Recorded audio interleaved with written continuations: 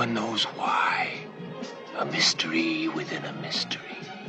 Carlo, the murderer could be anyone. Yeah.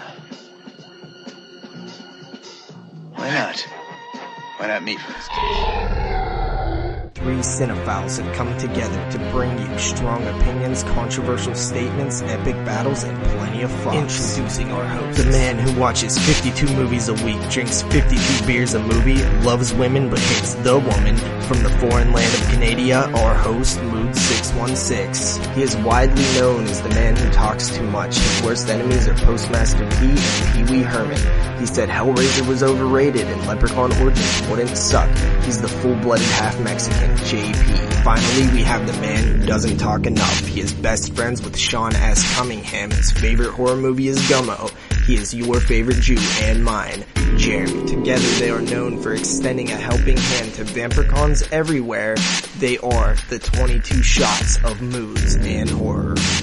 Yes, y'all, it's going down right now. Episode 121 of the 22 Shots of Moods and Horror Podcast is coming at you live. I am your host, Moodz. And of course, I've got my two homeboys by my side, Double Shot J, JP, and we got the NES Ruler 22, also known as Jeremy, in the house. And we I'm disappointed, bro. Very, very proud to have with us tonight a very special guest representing the Horror Mafia Podcast and Horrorphilia.com. We've got Don and Nelly in the house. What's going on, players? That was a shitty intro. I'm sorry. You didn't come up with anything original. No Italian reference. No fucking anything. No. I mean, come on, man. I told you. You know what's funny? It was so quick that I didn't even catch my name. Like, I was texting, and then all of a sudden it was on Dawn. And I was like, wait, what? No, I literally said, Jeremy, when you were not listening, I said, I'm going to keep it short. That's shitty because the show's already going to be short, meaning it's going to be 6 hours. But it's like, come on, man. No, I don't have to do that shit every time. You know, wanted to bring in Don and Ellie, you know, without having 7 minutes of fucking shit before that. So yeah, Don, what is going on, homie? Hey, how's it going, you guys? It's great to be here. Yeah, man, glad to have you aboard. The reason we have Dawn aboard is because I was thinking to myself, well, it is Italian Horror Month, and everybody should know that. Obviously, we tried to have Dave on last week for Argento because he was on the previous year for Argento, and he's a huge Argento fan. He's also sounds like Joe Pesci, so it increases our Italian horrorness every year. Horrorness? Yeah, so I was like, we should try to get other Italian people on, and then I was like, wait a minute, we literally have a podcast that is filled with Italians on the Horrorphilia Network, and I was like, oh, it is the Horror Mafia Podcast. It's literally called the Horror Mafia, you know what I mean? And so, which, by the way, you guys just covered Godfather, which was funny. I didn't listen to that show yet, but anyway, I was thinking, which one of these guys do I grab? And then I figured, why not grab Don and Ellie, since he actually influenced this show directly? Because we were originally supposed to be doing Andre, what's his name? Bianchi. Andrea, you dumbass. That's what I said. I literally said that. No, you didn't. No, you didn't. You gotta you add said Andre. You gotta add an Italian flair to it. Yeah. You literally said Andre. I literally said. I literally thought I said. I literally purposely was like Andrea. No, you said. Play it back, Moods, whenever you're in the edit. Find out if I'm crazy or not. I will. But You're yeah, so anyway, so Bianchi, or whatever the fuck his name is. Bianchi. I don't even know. Bianchi. Even though they fucking I added the A to the strip Bianchi. Yeah. Yeah. So basically, we were supposed to do Strip Nude for Your Killer, the burial grounds, and also see if he remembers what your peepers saw. Yes. What the peepers saw. Yeah, which has been talked about on this podcast before. I actually was familiar with that movie. And then when we announced this, Dawn actually pointed out, and this is a little controversial or hard to track down, but you said, and I want to hear how you know this. So you said that Bianchi didn't actually direct What the Peepers Saw. Right, yeah. He's credited on the Italian version of the film, for quota purposes. For those that don't know, back in the early 70s, Italy was still operating under a quota system for their releases. Yes. So you had to be credited for a specific number of films in order to be considered a legitimate working actor, writer, whatever. And so Bianchi had a deal with the producer that he had to have a specific number of credits, and they gave him directorial credit on several films to fulfill that quota. Damn. So where did you learn that? So basically they were just making shit up then. No, usually they would just have a friend of the writer or producer that would take the credit. It happened a lot more on the writing side than anything. Yeah. Yeah, there's a lot of films that have a lot of credits for writers. Is that I've always kind of wondered, is it the reason why a lot of Italian directors have pseudonyms too? I mean, you look at Bruno Mattei, who has he uses 3 or 4 different names. Is it because they're under different production companies, or no, they were just doing it, they were changing their names specifically for the American audience too? Yeah, it was more of attempt to placate the American audience. It was assumed that people would not be receptive to a foreign film if they realized there was a foreign crew involved. So it was an attempt to disguise the film as an American production. Mm-hmm. So you would have, so Antonio Margheriti became Anthony Dawson. I'm going to go see a film like that. I don't know who this Margheriti guy is. The hell with him. Yeah. But this Dawson guy, I'm going to go see him. Yeah, exactly. Yeah, that's crazy because I can't imagine many people even paying attention to that back in the 70s and 80s. Who directed this movie? You can't even look them up to see what else they did because there's no internet. You need a damn encyclopedia or something. Encyclopedia, really? Yeah, I'm going to go look up Andrea Bianchi in the encyclopedia, and maybe will tell me all about who he is. I was making a callback to the Deep Red conversation in which you said this crazy guy who drew this thing or made this music would be in an encyclopedia. Well, very much could be. I mean, but that would be their only source of information to find out things like that. But yeah, I get what you're saying. But so you, I think I picked the appropriate person to come on here a little bit. Suggested to the guys, they agreed. Not me. You're really not. I don't want. Jeremy actually hates guests. Period. He doesn't want anybody on. Fuck that. He doesn't even if he he is a guest himself. And he doesn't even want well, that's true. I mean, he's not even titled in the title of the show, so I guess he actually is. A lot of people don't know that. The only good thing about this one is at least I'm not the one that sounds like a girl this time around, so it's okay. Oh, we're singing back and forth now. Bing! Oh, yeah. Yeah, the 22 and 22 shots is actually Jeremy's taken from his YouTube name, which is NES Ruler, because he did not start out as a horror channel. He started out as a gaming channel for the people that did not know that about him. But he graduated into a man. He went from a little pussy bitch to a semi-pussy bitch in the horror community. So yeah. So we'll give him the 22. My title had to go to somebody, and at least Jerry fucking has it now, so it's okay. So, Don, I remember listening to the Horror Mafia podcast, episode 1. You guys talked about your favorite horror films. Was it a top 10 list? Top 15. Top 15 list. And I kept noticing that one thing kept happening on your list, and that was that you had a lot of Italian horror on there. Is Italian horror your favorite, hands genre? Down. It is. Yeah, hands down. For me, my favorite films would be Europe from 1960 to 1985, Italian specifically, although throw a good Spanish effort in there and I'm not going to turn it down. All right, well, that actually leads me into something that we try to do every time we have a guest on the show, like a new guest on the show. And we try to get into a little bit of 5 questions here. So why not just do that right now? That was like a perfect leading to that. So here, we'll drop this one. I don't know if I would consider Italian horror as a subgenre of horror, but if you had to say what your favorite subgenre of horror is, what would you pick? As in, like an actual subgenre.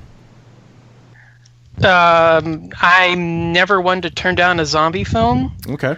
Although, throw a giallo my way and you've got my attention. Yes. Yeah, I was kind of figuring it was going to come up with giallo. So, on that note, being an Italian show, Argento or Fulci?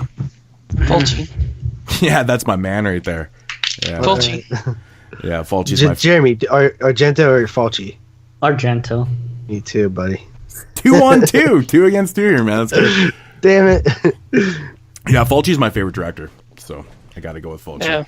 Yeah. Sports or no sports? I follow baseball, but I'm not religious about it. Mm-hmm. You know, I'll just watch a recap show and I'm fine with that. Yeah, I've been just finding out lately a lot of, people that reside in this horror community, it's kind of a mixed thing. Like, there's a lot of sports fans out there, and there's so many that are just like, fuck sports. Me personally, man, I'm a really, really huge sports fan. I watch all 4 of the major sports, and I watch a lot of college basketball. The NCAA. I love March Madness and shit. So I follow a lot of sports. Basketball could suck a dick. I do. Right I on, watch it. Jeremy. Right on, Jeremy. I'm with you on that one. Well, we actually got lucky because me, you, and Jeremy are all 3 pretty into sports. Like I mean, you guys like baseball more than me. Me and Moodz like MMA more than Jeremy. Mm-hmm. There's a little bit of a balance there or whatever with the sports that we don't like and do like.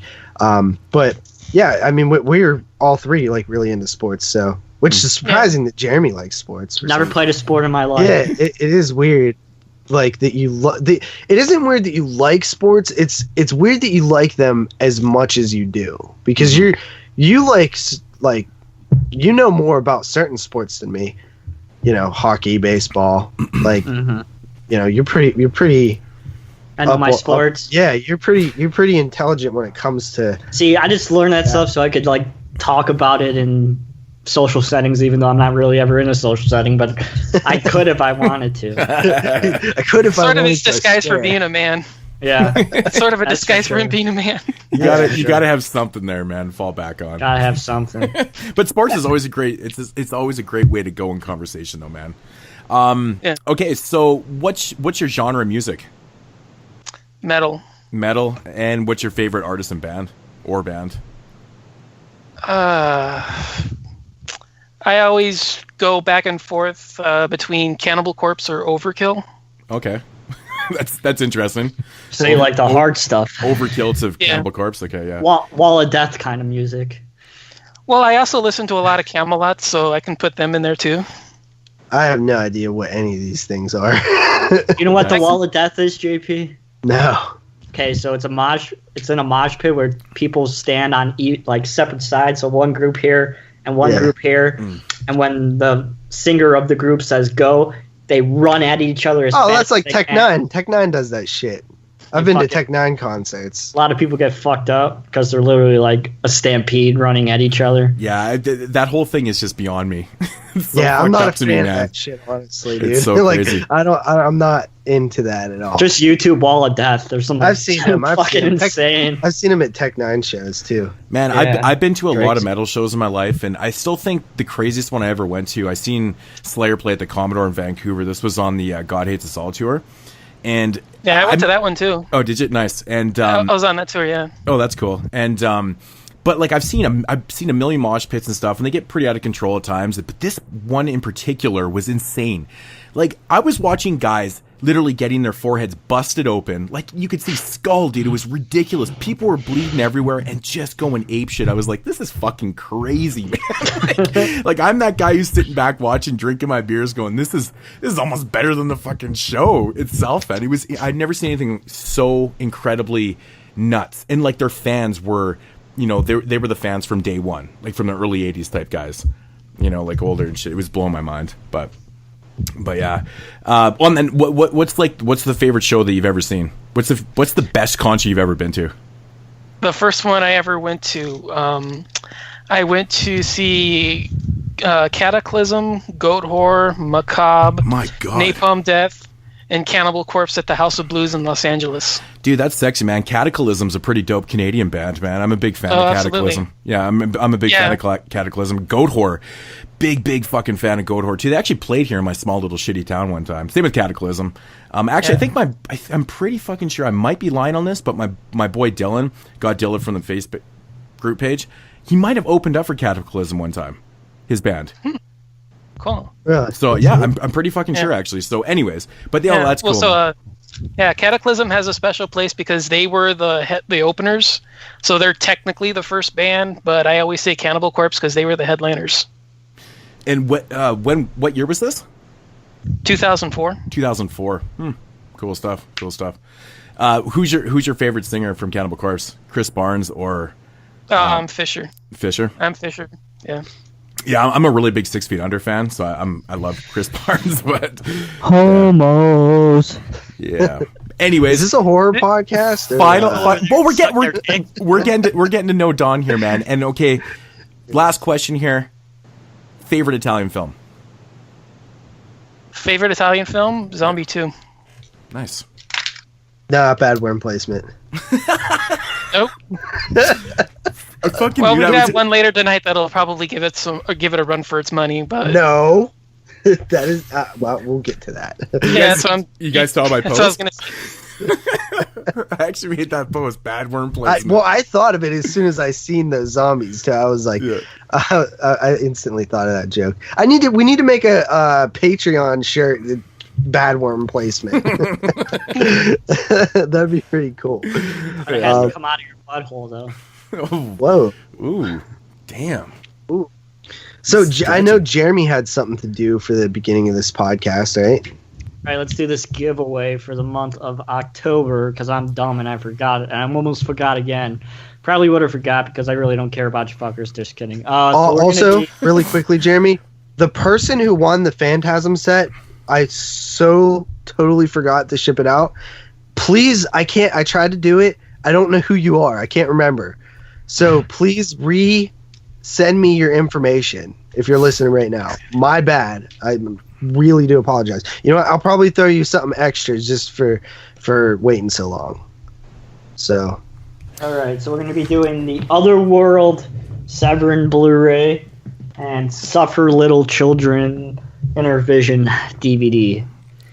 All right. So we have 25 names. Got Edgar Sanchez, Andy Salva, Tony Aurora, Rob from Buffalo, Trin, Dustin Baker, Dubby Dubs, Matt That's not Rob from Jankowski. Buffalo. Yes, it is. No, it's not. Yes, it is. You talking about Rob from Georgia? Yeah, Rob from Buffalo. That's not him. You sure? Yeah, I'm sure. All right, so well, some Rob then. I think it's like Rob Hankins or something. Isn't that Rob from Buffalo? No, dude, it's Rob Kopinski or something. Oh, it's close enough. It's such an easy segment. You're fucking this up, man. Oh boy, fuck you. Would you expect anything less from me? No. Jeremy literally has to pull names from a hat this segment, and he messed it up. Matt J. Nowski, Mac Latham, Sam Edwards, Derek, Michael Fisher, James Cox, Andrew Schroyer, Joey Plesh, Jerry the Faggot, Terry Wolf, Anna Eli, TJ Franks, Blaine Bartlett, Marco, Amanda, Glenn, Action Jackman, and Michael Kemp. Here we go, 25. I'm going to press it 3 times, and then whoever... What? It said, thank you, Amanda. She's a new Patreon supporter. Technically, you got the names wrong, but go ahead. How? You picked all the people that are currently Patreon supporters, right? Yeah. You were supposed to pick the people that were supporters for the last month. Fuck them anyway. Here we go. Oh, well, that's just extra people. So there you go. You guys are all entered. All right, I'm going to press it 3 times. 1, 2, and the winner is, hopefully not Jerry the Faggot, James Cox. That's another foreign guy. Fuck my life. I love that he calls Jerry a faggot, and then Cox wins. Yeah, James Cox is from Finland, I believe. Yep. Oh, good thing we got Patreon money because I ain't fucking paying for it. Yeah, you can use the money. He might. Hey, maybe he'll even offer to pay shipping. Nah, Patreon money. Yeah, we'll use Patreon. So. Also, if you want to enter these contests, like literally every month, we're going to give some shit away for free to the Patreon people, and we'll even pay for shipping ourselves. Next month, is it back to me? Yep. It's back to me. I'll have to figure out. I don't know what I'm giving away yet. I'll have to look around and see what I got. I still have another Phantasm DVD set. That's if anybody wants that. So. Just don't give it to Jerry the Faggot. Damn. Throwing darts tonight, man. Yeah. All right. So Yeah, because James all those fucking House. fuckers from the freaking questionnaire got me fucking worked up. Oh man, you even said you weren't gonna get worked up about it. Because it Yeah, pisses and me look off. at They're you- and telling look me at to you. tone it down. It's like, I'm not going to fucking tone it down. I think he You should tone it down. amped up his game here. He went from not getting all butthurt to being over the top. Yeah. This is great. All right, good stuff. So is that it? Yeah, that's it. All right. Well, on that note, I guess let's move into some news. JP, we got some news this week.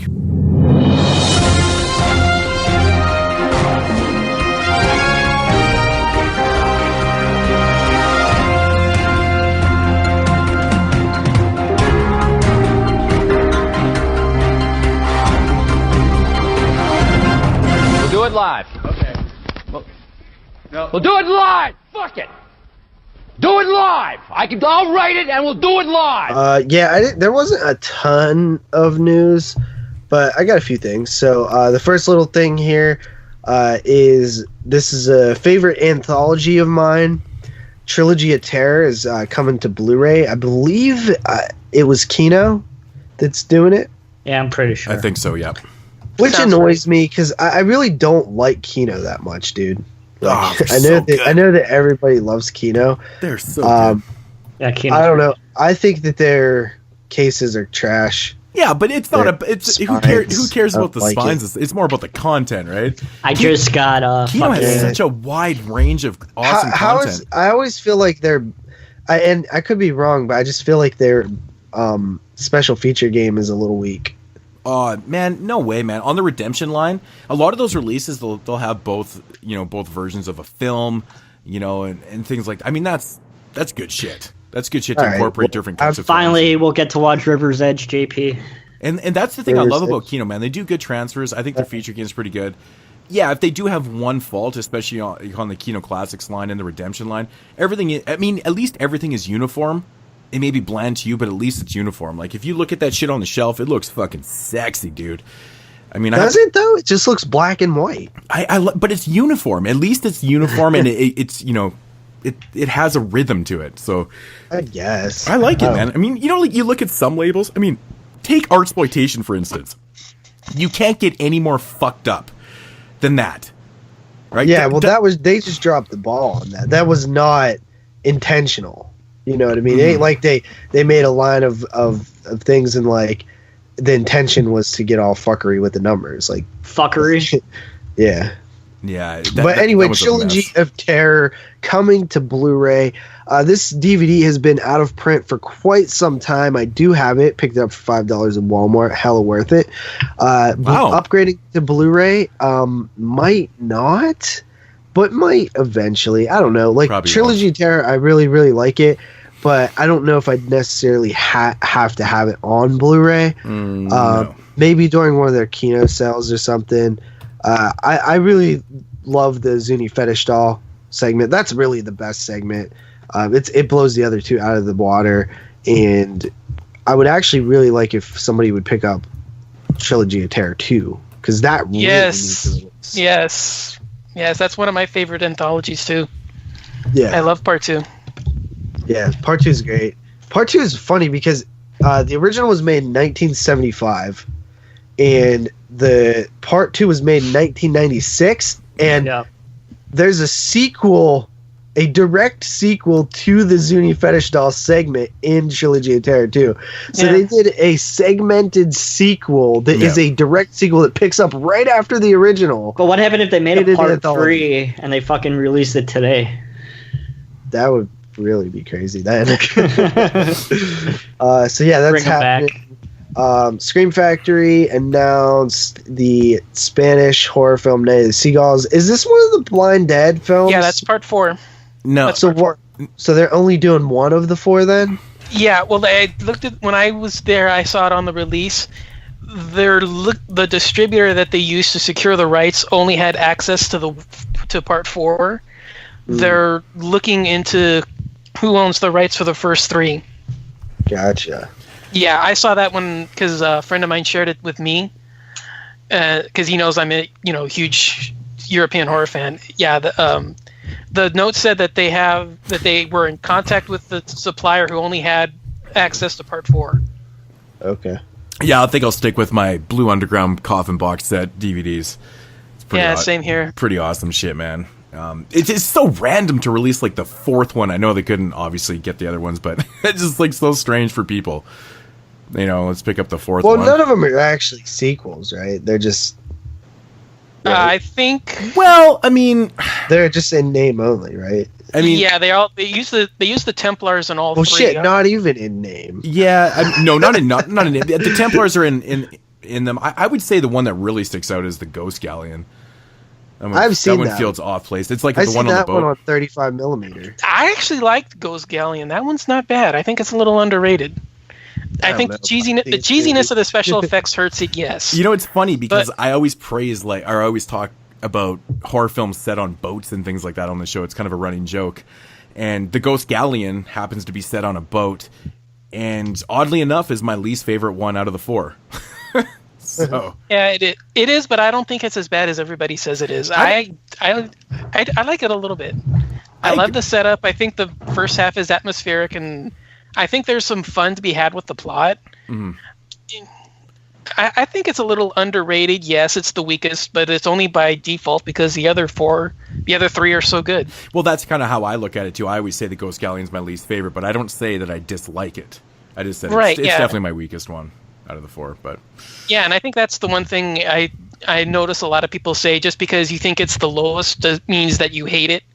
And I really don't. I think it's just, sometimes there's just series where you have, a film on the bottom by default because you think the others are so good. Mm-hmm. It's such an interesting franchise also because they were done in like sequence too, like in consecutive years. You don't see that very often from like a quadrilogy of films, right? 72, 73, 74, 75.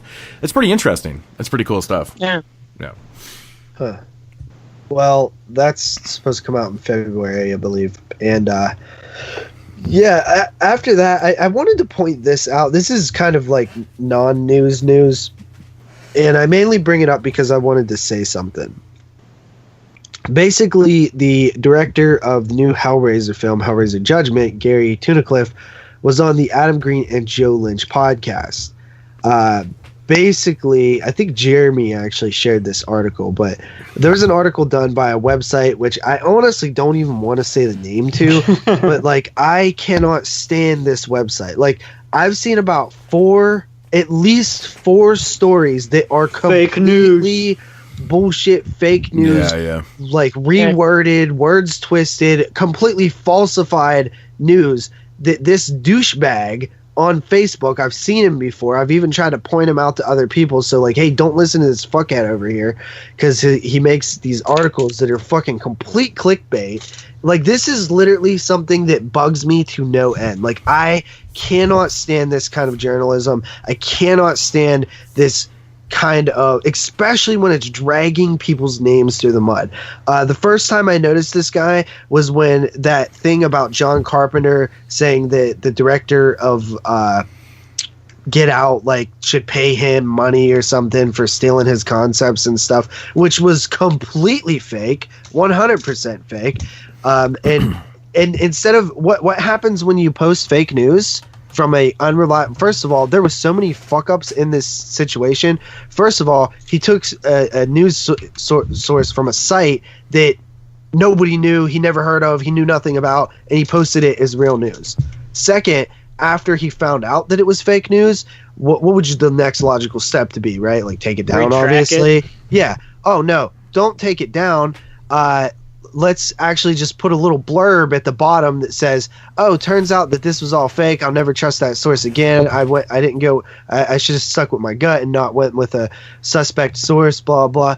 Oh, how about you post that? You can still post that message, right? Like, but why not take the article down? Oh, because it's still getting you tons of clicks, right? So you leave the article up and you put this little blurb at the bottom, when really what you should do is take it down and post a new article that says, about that John Carpenter article I just posted. You might want to read this. But no, because he wants the clicks for it because it was everywhere. And then, so that was one thing. And then he posted that thing about Danielle Harris, who like, she tweeted out an old photo of like her and like Scout Taylor Compton and like Tyler Mane and somebody else, and said like, oh, this is how we feel about the new Halloween movie. It was like a picture of them flipping off the camera, and like he turned it into this thing where it was like Danielle Harris is like complaining about the not being in the new Halloween movie, when literally Danielle Harris like came out and she did a video and she's like, yeah, I was just joking, like it was just funny, like I found this picture and it's like, yeah, I am a little bummed that I'm not in that movie, but like I'm not like entitled like that, you know what I mean? So this guy did that, and then now this Hellraiser thing where he literally like takes this interview and like just like leaves off like certain words and stuff and like and twists the title to make it seem like they're like, what did it say? It was like animal abuse in Hellraiser Judgment question mark or something. Yeah, like get out of here, bro. Like, okay, so here's what the guy said. He was on the Movie Crypt. He's like, I had the most fun on that I've ever had. I never have worked so hard on a Hellraiser film. I'd hope you didn't. I think this is your first Hellraiser film. But we had a great time.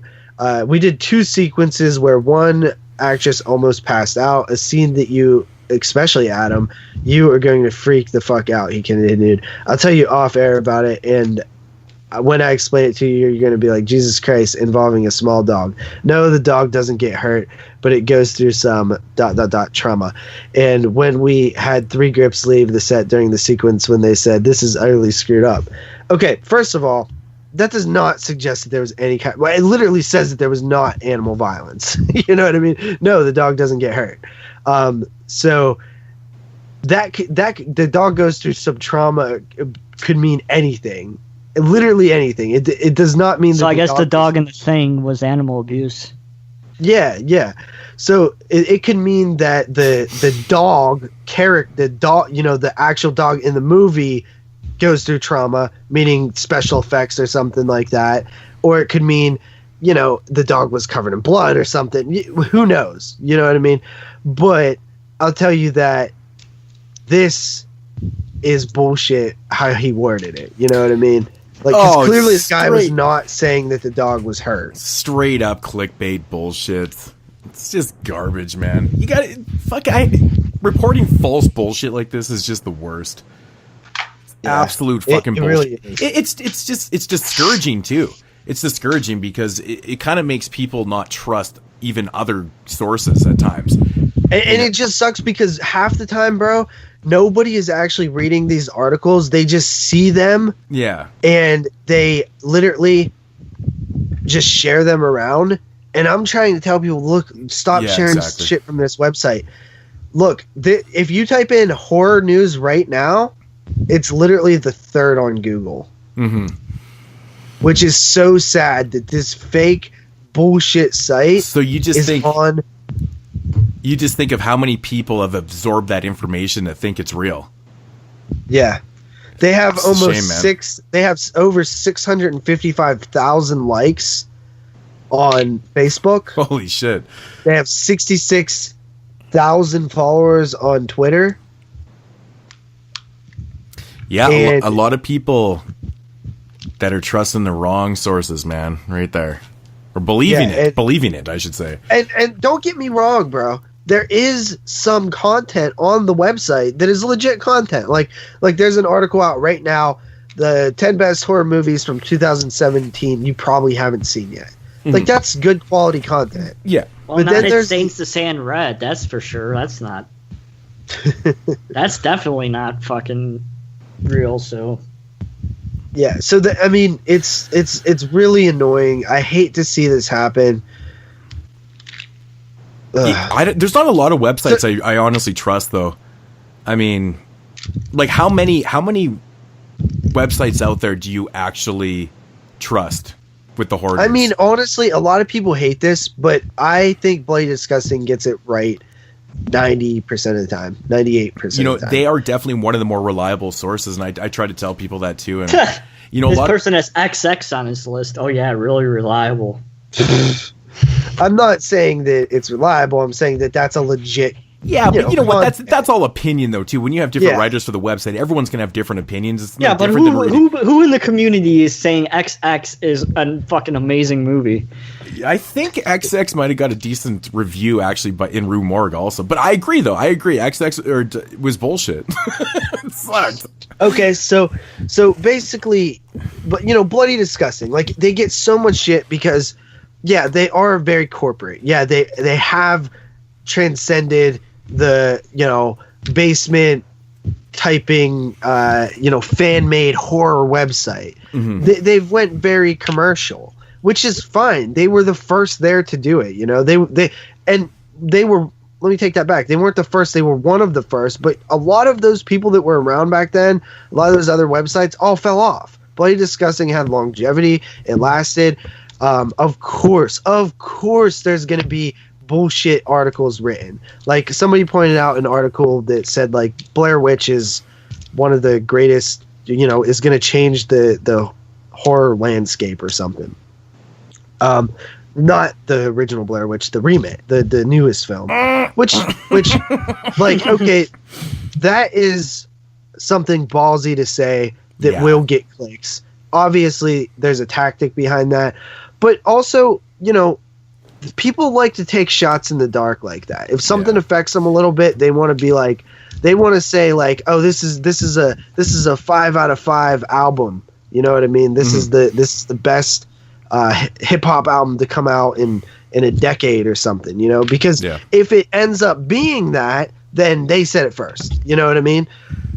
So that's, sometimes people say these bold predictions in hopes that they actually come true. Like, and then they are known as the guy that said it. But I think Bloody Disgusting is pretty legit when it comes to quality, not necessarily quality control, but fact control. Like sources, checking their sources, posting news that's actually real.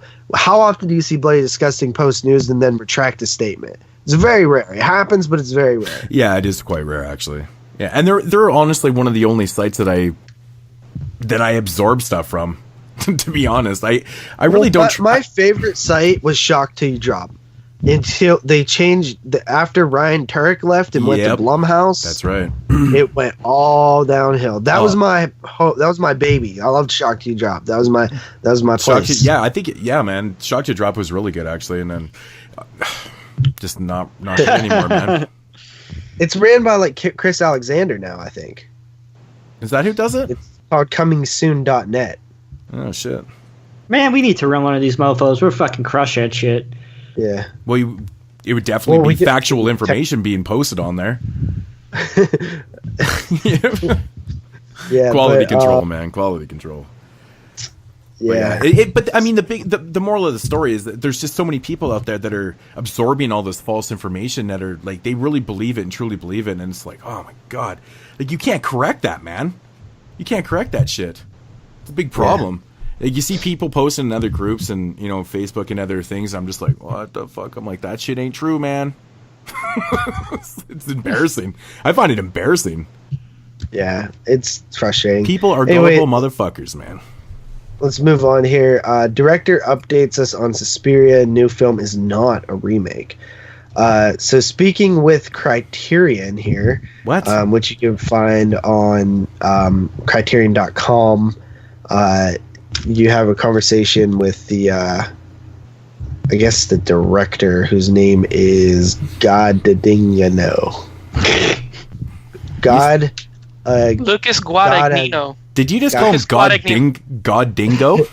A dingo ate your baby. Dude, listen, I'm so bad at pronouncing names. Like, I can't even. But I love the Italian do it. It's Lucas Guadagnino. Yeah, but he said. So, this says, I have 3 months until I finish it. It's a very special film. I'm proud of it. I wonder all the time how people will react to it, being that it's based on a masterpiece. I often find myself in the position of saying, oh, it's ridiculous when I hear stories that they want to remake a movie that's like 8.5. So I don't know if I'm going to be served the same dish. But I can say that my Suspiria is a very personal film. It's like oxygen to me. when I saw the original movie 32 years ago, the emotion I felt was so strong, so mind-blowing, so important to my upbringing. I wanted to invest the experience I had watching that film. It's inspired by the same story, but it goes in a different direction. It explores the other reasons. It's Semitics, of course, but I think people really have to understand that this is not a remake, because the word remake gives the impression that we want to erase the original, and opposite is what we tried to do. So what he's telling me, he doesn't right say there, anything that's not a fucking remake. yeah, like he literally just doesn't want to call it a remake. Yeah. Is what he's saying. He's not giving us any reason why. But it's not a reboot. It's not a readaptation. If he's doing his own thing. So of the source material, which is Suspiria, what does that entail? What is the word given to that? Remake. That's all it is. It's not. I mean, I understand that people are very shy to the word remake. They're just like, they don't really want to accept that word. And shit like that. It's gotten a bad stigma about it. Yes, it definitely has over the years. I mean, the consensus is that most remakes are shitty. But when you really look at the true facts, but when you really kind of break down and compare the remakes that have come out in the last 15 years, there's a lot of good ones. Yeah, there's a lot of good ones. So, if we can just try and convince people to watch a lot of these remakes and stuff, I'm not saying that they're better than the originals. Some of them may be, but they're still as good ones. So I think that, people just need to remember that it's not a bad word sometimes. It's just, it's his vision for this idea. Yeah, which to me, like, whether it's his re-envision of Suspiria, or it's his reboot of the franchise, or it's his reimagining of the source material, to me that all still means that he's remaking the movie. Yes. At its core, what a remake is it's when you take one source material and then you redo it. You do it again in your own way. That is what a remake is to me. See, he's confident in himself to call it not a remake, but he's not confident at all to call it a different movie title or have it a different title. It's like, yeah, I can understand if he made a movie about a dance studio that was ran by witches and said, yeah, I was very inspired by Suspiria for this. Yeah. Could you imagine if the name of the movie was Dance Studio or some shit like that? Yeah, it's like you want to get the recognition and the bump, the push that it gives you, that name recognition, Suspiria. Yeah. But at the same time, it's like you're playing, you're walking the line where it's like you want that, but at the same time you don't want to associate yourself with the fact that it is a remake because you don't want the negative side of it. It's like, dude, if you want that positive effect, you have to take the negative effect with it. Yeah, I'd take the good with the bad, man. But with that being said, I'm actually very excited for this film. I love Chloe Grace Moretz. I think that there is a lot of Andrew does too. You could do with Suspiria. I think he's very disappointed that Louis C.K.'s new movie's not coming out because she's in a bikini half the time and he can't go to the theater and wank off like Louis C.K. did. Is she really? Yeah, that's what I heard. It's about her as a 17-year-old falling in love with.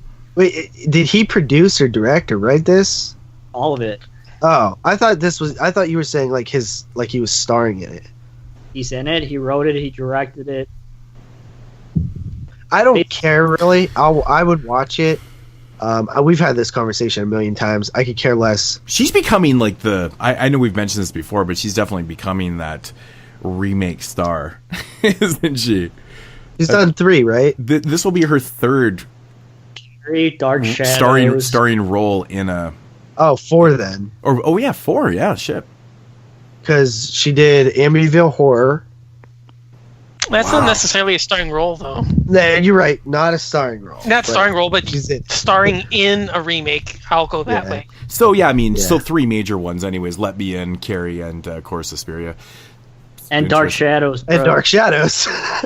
So, 5 she was in. That's 4 crazy. she was starring. How many people can say that they've starred in that many remakes?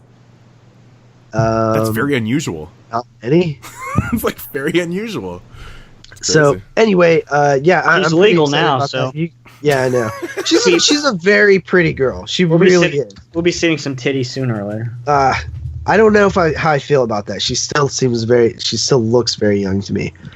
But as long as they're legal when they're taken, I don't mind.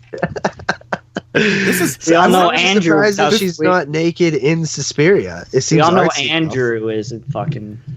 Yeah. We all know he doesn't mind. I really like her too, though. I'm not. Yeah, but Andrew loves her. Yeah. So, what do you got? You guys excited for Suspiria? You would put 2 in the chute and 1 up the poop for sure. I wouldn't say shocker. I wouldn't say I'm head over heels excited. Yeah, I'm not ecstatic, but I'm curious. I think I'm more curious to see it. I want to see what he does, given the fact that he has said that he has taken a different direction, kind of plot wise and stuff. So I'm assuming that he's going to flush out the story quite a bit in this one.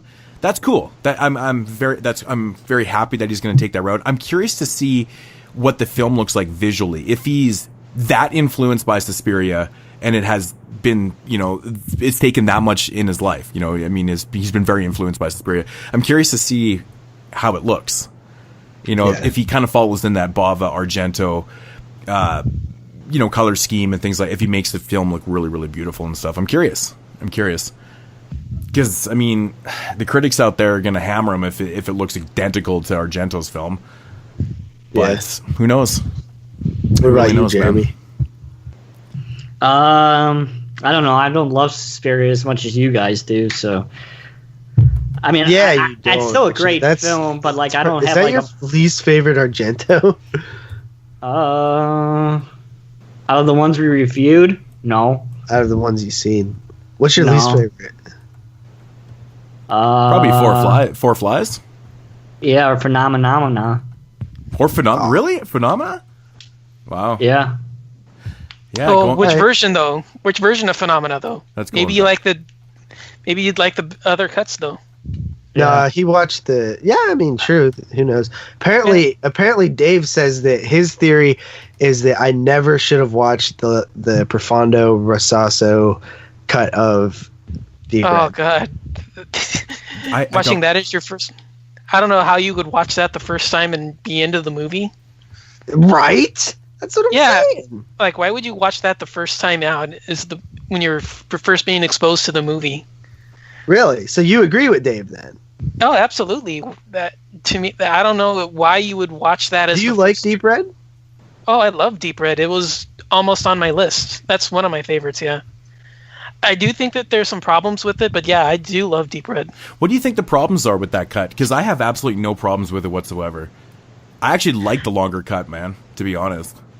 To me, I think the problem is that the relationship is so hammered in that it takes focus off the investigation. Okay. Yeah, I can see that. Yeah. I love the investigation. I think it's great. I think it's Argento's best, but the interactions between the two, her trying to show him up for his feminist beliefs. Yeah, and it was funny because I get the point of it all. I know what he's trying to do, but I like the way that it does it as the Deep Red cut. The Profondo Rosso cut, I think, just drags it out a little too long. Okay, this is interesting. I need to see the Deep Red cut. I can see that too. It's kind of interesting because Jeremy said it was one of his favorite parts in the film, actually, when they were having that discussion about equality and arm wrestling about it and shit like that. And see, I don't really have that big of a problem with it either. And I kind of like the added comment. I can't remember, is the scenes with them in the car in the other cut? It's been a while since I've seen. I'd have to watch it. I'd have to watch them back to back. I'm not sure if it is or not. It's been such a long time since I've seen the shorter cut, but yeah, no, honestly, I don't mind it at all. It just adds another element to the film, and I think that's what's kind of missing from the other cut. But it depends on how you look at it, and I can see both points of views, though, for sure, 100%. I can see people not going, oh, really going to talk about women's equality rights and how this guy's kind of a dick about it a little bit and stuff. I can see how people would not want to see that in the film for sure. That makes sense. It's not that it doesn't belong there and not wanting to see it. It's just I think it's too long. It takes too much time out of the investigation. Yeah, I can see that. That's where my thing is that it's the scenes are so long that it interrupts the flow of the investigation. I think the flow of the movie was off for me. I think that was one of my complaints. That's where mine comes from. And it's one thing I always praise about it too, because I was like, for a 127-minute film, I've always thought the pace in the film was, for myself at least, was really good. It's surprisingly really good for an hour 27. Because I did feel like it was long. Yeah, like I remember feeling like it was like dragging, which I didn't feel in Phenomena or Tenebrae, which they're a little bit shorter, but still. Anyway, I will check that out. The Deep Red Cut, not anytime soon. Got tons of other shit to do, but maybe next year when we get to Argento, I'll check out Deep Red again and check out the other cut. So after that, we have Darren Aronofsky's Mother hitting Blu-ray just in time for those year-end lists for the people that didn't. You motherfucker! You take my fucking headline. What was your headline? That people would be able to see it before the year-end show. Did you really? I didn't know. I honestly did not know you took that. I apologize, but I didn't know you said that. But yeah, I mean, the point rings true. You will get a chance to see it before the year-end shows. I know that besides us, other podcasts seem to do the year-end show, and I know Moodz didn't get to see this film, so maybe he'll get a chance to see it before we record our year-end show, as well as you have tons of listeners who submit lists to us to kind of calculate and do their version of the fan-made sort of version of the top 10.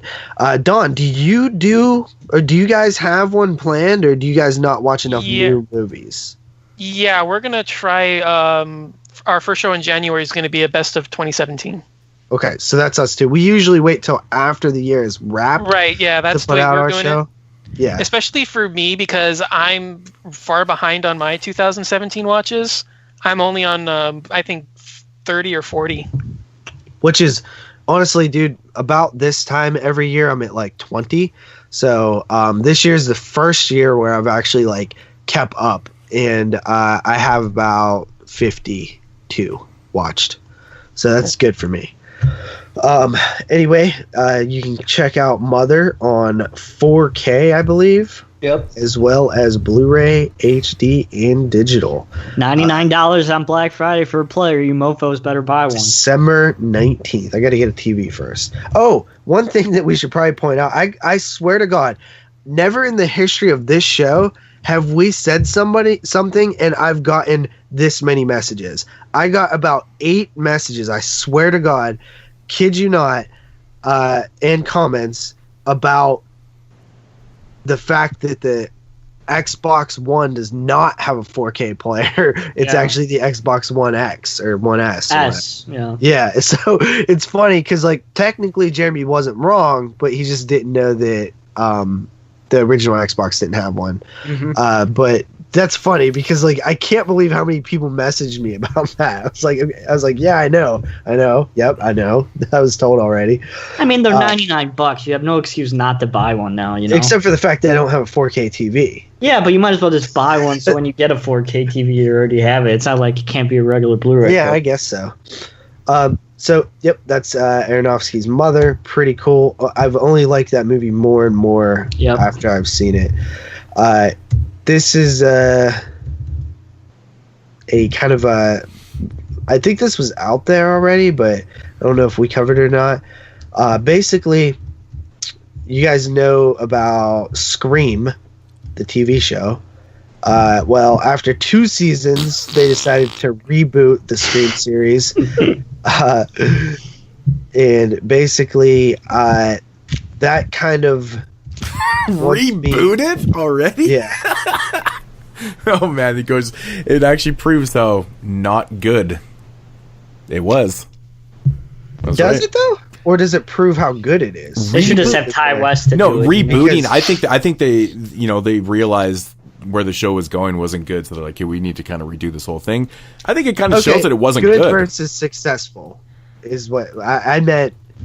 I thought you meant good as in like popular, because it does seem to have quite a lot of fans, which is why I believe that they if you're gonna have a show that's called Scream, and based off the films, of course it's gonna get but it's not based off the films. Well, no, I meant off the. at least it's literally just the concept of a slasher. That's pretty much with it. A killer, with a killer that's Ghostface, kind of thing. But the idea is taken from the films. But apparently they are going to be using the iconic Ghostface mask in this reboot, which I don't have a problem with, right? Because American Horror Story does this every season. They start a new story with new people. I know, but and since this original story was not actually connected to the original Ghostface killings, it totally makes sense to change this. But when you have when you have an idea for a show like American Horror Story where they had that plan from the start, it just works. People are expecting it, kind of thing. They didn't have it planned from the start. They came up with it in season 2, I believe, when they were preparing for season 2. Well, regardless, I mean, they still rolled with that idea. Yeah. I think with this one right here, if you do 2 seasons with, a storyline and then you reboot it and changing the mask, it kind of shows to people that, this idea wasn't working. So that the story was over. I don't know what happens in season 2. Well, that's the thing. I only got 4 episodes into season 2 and I couldn't get through it, man. It was really it was bad. So I really liked season 1. It wasn't great, but I dug it. So I will check out season 2 eventually, but I'm even more interested in season. My biggest complaint was that it was not connected into the Scream universe, which I didn't like. It was like I didn't care about that whatever story as much. I don't even remember what it was. I wonder if, and Bloody Disgusting brought this up too, who knows if this will actually be affected by the Weinstein debacle that's happening now, because it is a Weinstein property. Yeah, it could. Who knows? All right, moving on here. This is just absolutely dreadful news. Potential news. Basically, Don Mancini, Child's Play creator and Cult of Chucky director. He was raped by Harvey Weinstein? No. Oh, shit. I thought that's where you were going with that. I was like, dude, this is really horrible news. Basically, oh, man. Sorry. Got choked on some cum. Mezco interviewed Mancini and asked about Billy Boyd returning as the voice of Glenda, and he said, "All I can say is stay tuned." Oh. When he was further asked about the Child's Play series, he said, "Expect the unexpected, though not as unexpected as, say, Chucky not being in the movie. I'd say you can expect that." So, I just want to say this. So Glenda's back. Nice. He said that with Colt, and it never happened. So he didn't say that. We had this discussion a while ago about it, bro. What did he say? Said it on Twitter. We had a long discussion about. No, he said he posted it. He posted a picture of Glenda on Twitter, and people speculated that he was in the movie. That's what happened. Yeah, it was all publicity bullshit, man. It got people fucking talking and buzzing about the film. Glenda. Share, Glenda. Right? No. So it was fucking perfect. Yeah, dude. I just think he was like he just literally likes that character so much. He's like, oh, check out who's on the set or something. No way, dude. There's no way that was totally calculated. You don't just randomly post a picture of a character that everyone hates. But he always does. But that's the thing, Moodz. Everybody doesn't hate him. He says there's just as many people that love Glenda as there are that hate them. Dude. Yo, right here.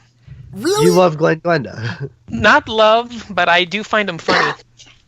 Holy man, dude. Well, I would expect that shit out of Jeremy's mouth.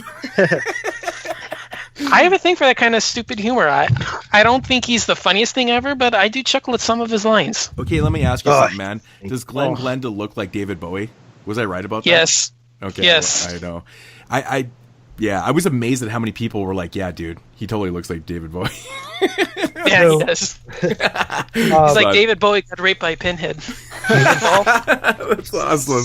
Good shit. Anyway, my thing is, dude, like I just don't like, honestly, like it doesn't surprise me. Like, look where the series went with the last one. Like, I think that us three came in at like a low rating, perhaps, or whatever. But really, what that rating represented from me was really just my anger towards the series and the way that it's going again. Because after Cult came out, or after Curse came out, everybody was so excited. It's like, oh, Child's Play's back. Like, they're doing the right things. Until the very end of it, and they're like, that was kind of weird, but oh well, forget it, because the movie was still pretty good and stuff, and it's like blah blah. And then all of a sudden it's like we're just like so in like a direction that I don't want to be, and it's like look where we were 2 years ago with Curse of Chucky, and we were like so ecstatic, and already in this quick turnaround we're already back to feeling the way we used to feel. This is Cult of Chucky is definitely one of those films that has, you know, opposite end spectrums, man, of fans. Like, I've heard some people say it was the worst film, one of the worst films they've seen all year, and other ones praising the shit out of it. We were we were very much in the middle, but I just have a problem what they're going to do with this, because it's gone so out of the realm, out of the world, and it just seems like they're leaning towards like a bigger, like the idea is going to be bigger than they can actually produce. That's what I'm scared for. That's what I'm scared for. Let me tell you this. I have the biggest pet peeve in the world, and it's when people say... Jeremy?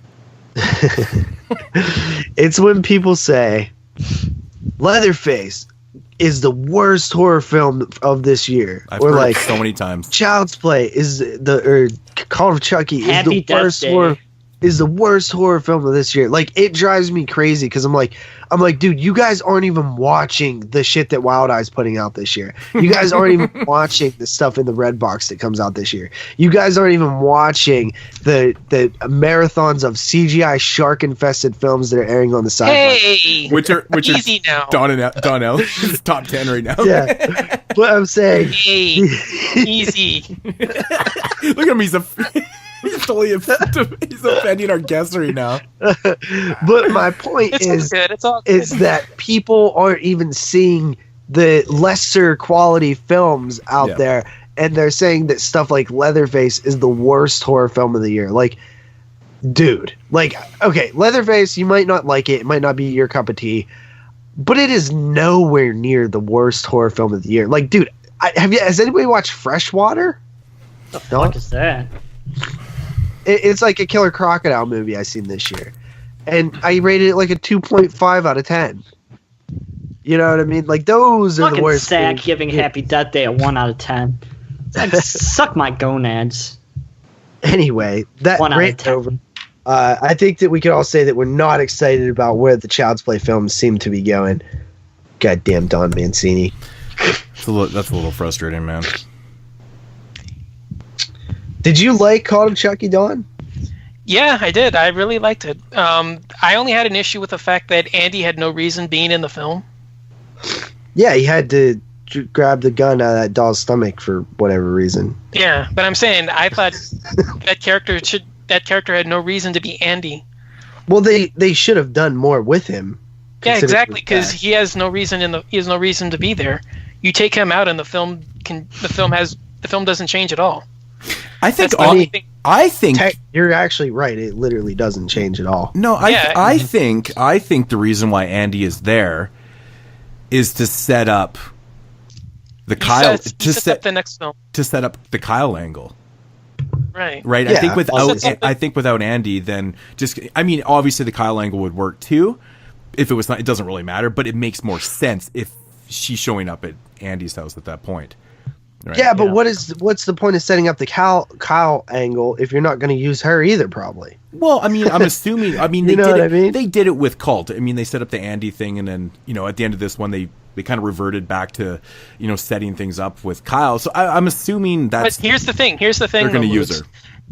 When they put Andy in Curse, they put him in at the end as a stinger. They never had him as the main character throughout the film. Mm-hmm.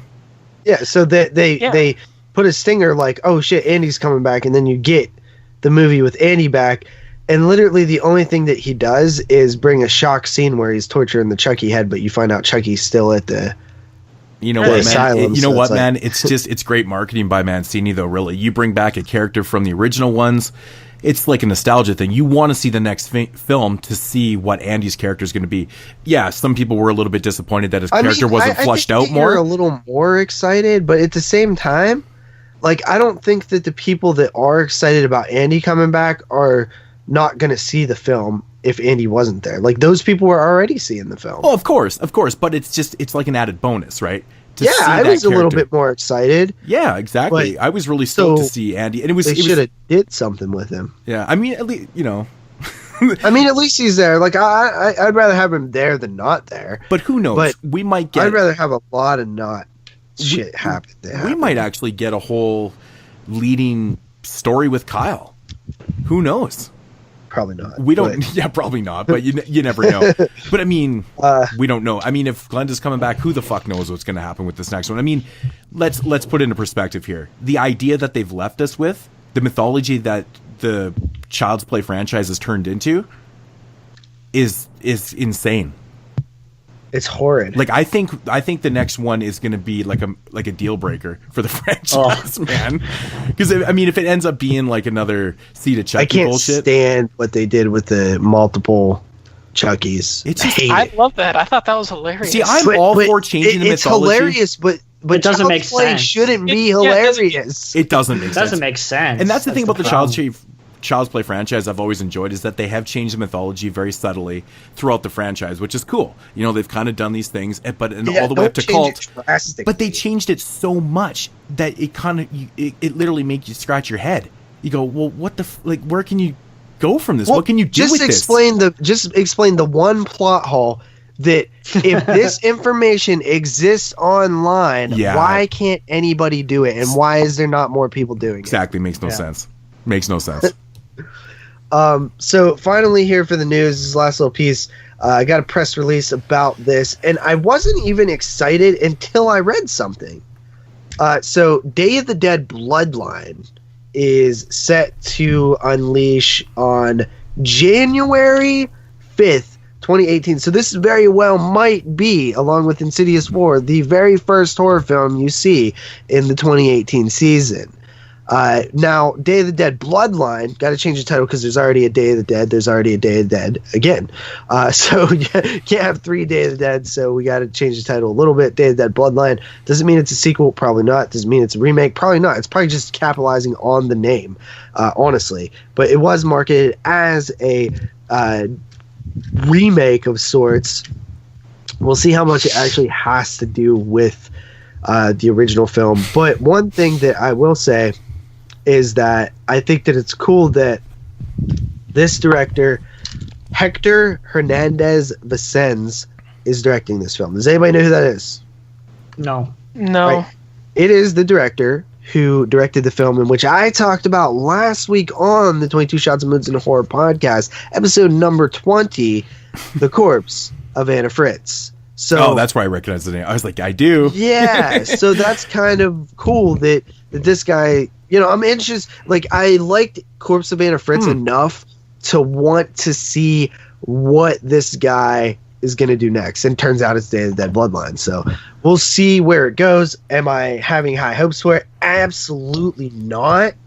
I mean, I don't even have, like, I would be happy with a 7 out of 10 just because I just feel like this movie was announced so long ago. There's been no production, stills, anything at all.